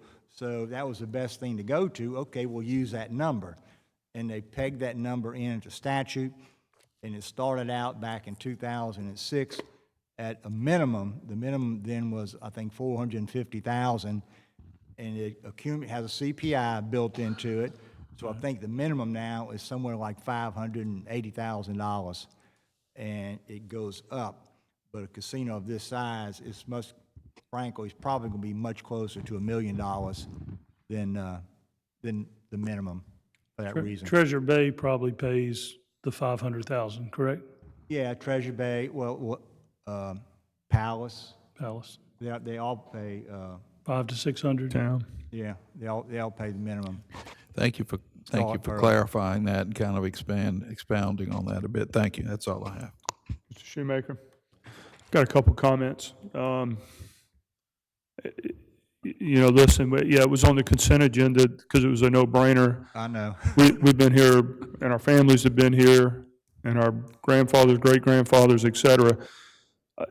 And we're talking about what is the fair, you're establishing, we already have that by statute, what is the fair price or lease or whatever. It is so unfair that when we have these opportunities to develop this pier or whatever pier, that we get hung up on really belittling the opportunities that we have before us. Because what is the value of a child playing in the sand and going on that pier fishing with their family, seeing a blowfish for the first time, catching a flounder off the end, crabbing? What value is that? How much have we lost in that? On this one particular issue and the many, many others that as we go forward, we get hung up because somebody is looking at it through a really clouded lens, in my opinion. I think the salt water is on that lens they're looking at, and they can't see it. And the years and decades now have gone by. What have we really lost? So the Honorable Judge Dotson, I understand she wants this to be vetted. It should be vetted. It should be heard. The anger, the passion should be heard. And by all people, Michael Watson from the coast, he has had to experience the things that we're talking about. And for that to be denied because we're haggling for decades, one pier haggling for decades and losing all that appeal, those memories of those families or those visitors or the people that live and breathe and know who we are denied this amenity, and how much better we would be if we can solve this today. It just boggles the mind, and I know we shake and scratch our heads, and we get so frustrated that all of a sudden now we're at odds with each other because of what has happened over the years, and it's harder to resolve it. I hope the judge, and I hope if it does get appealed, whoever it gets appealed to, they will resolve this and people can see it with a clear lens. One thing, Kenny, it survived for 33 years. It's got bigger and bigger and bigger. It didn't go away. But they wasn't sure when it first started. Well, it might last a year, the whole thing cave in. Well, that didn't happen. It got bigger and bigger, and everything grew from that.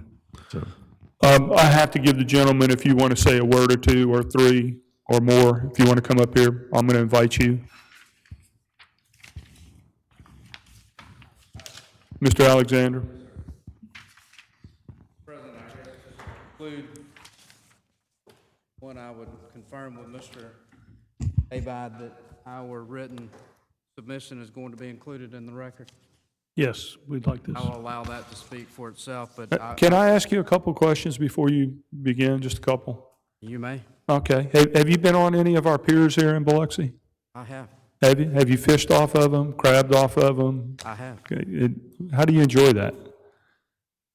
I don't believe that my personal experience with my family is relevant here, sir. Well, I didn't say it was relevant to this case. I'm just asking you a question. I think it goes without saying that everyone that lives on this coast enjoys the outdoors. I'm originally from North Alabama. I enjoyed the outdoors on freshwater.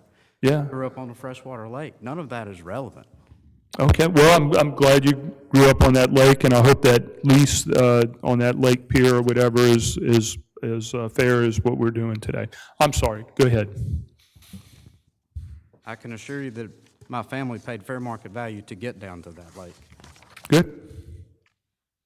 Concluding the brief remarks that I was making earlier, however, there's been no distinction between this casino development here tonight and any other casino that exists in the city of Biloxi today. That is enough for this resolution not to be carried. It is fundamentally unfair not only to the citizens of the state of Mississippi, which are trust beneficiaries, but it is also an unfair competitive balance for Biloxi Capital vis-a-vis every other casino if this resolution is passed as presented in the agenda.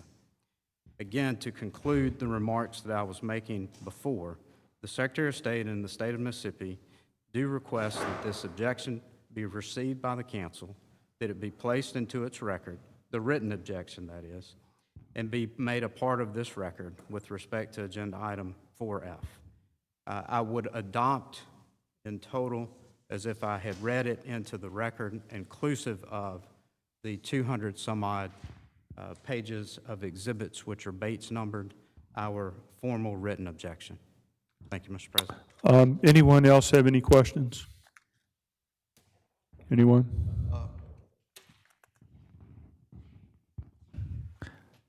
Thank you, Mr. Alexander, for coming down here, and at least we can hear what you have to say. Thank you. Thank you for the time. I do appreciate it. All right. Have a good evening, sir. All right. Any other discussion? Mayor, anything to add? Nothing? All right, call for the question. All in favor?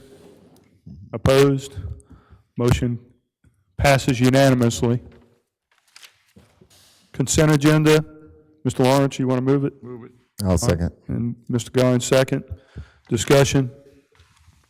Mr. Lawrence? Yeah, I had a couple things in there.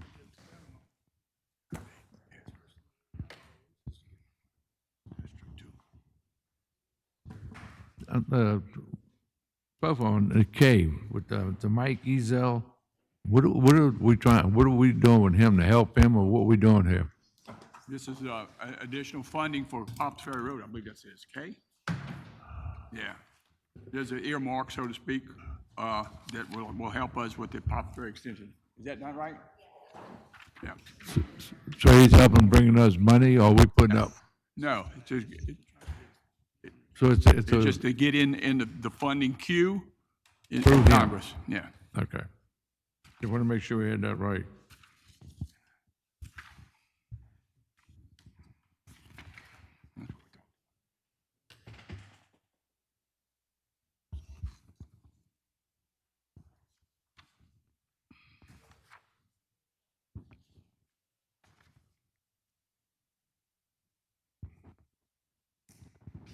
That's it. Most of the other stuff just routine. Thank you.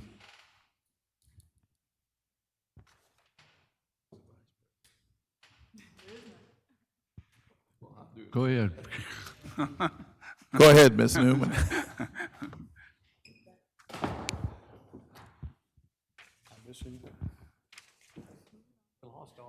Sorry about that.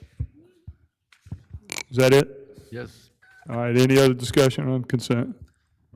All right, there being none, we'll go ahead and take the vote and see if there are any exceptions. All in favor? Opposed?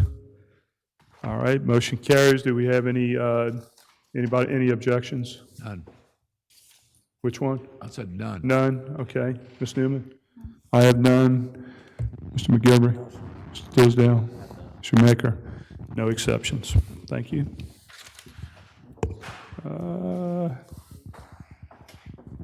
Wow, you finished. Code enforcement. Go ahead and open that up.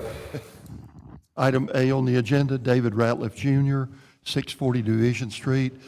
We met with Mr. Ratliff. I would ask for 60 days. I move that. Okay. Moved by Mr. Lawrence. Do I have a second? Second. Second by Mr. Tisdale. Discussion. All in favor? Those opposed?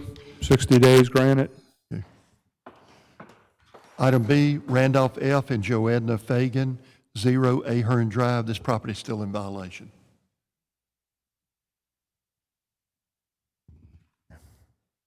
What's the violation? A tree? Overgrowth. It's overgrown.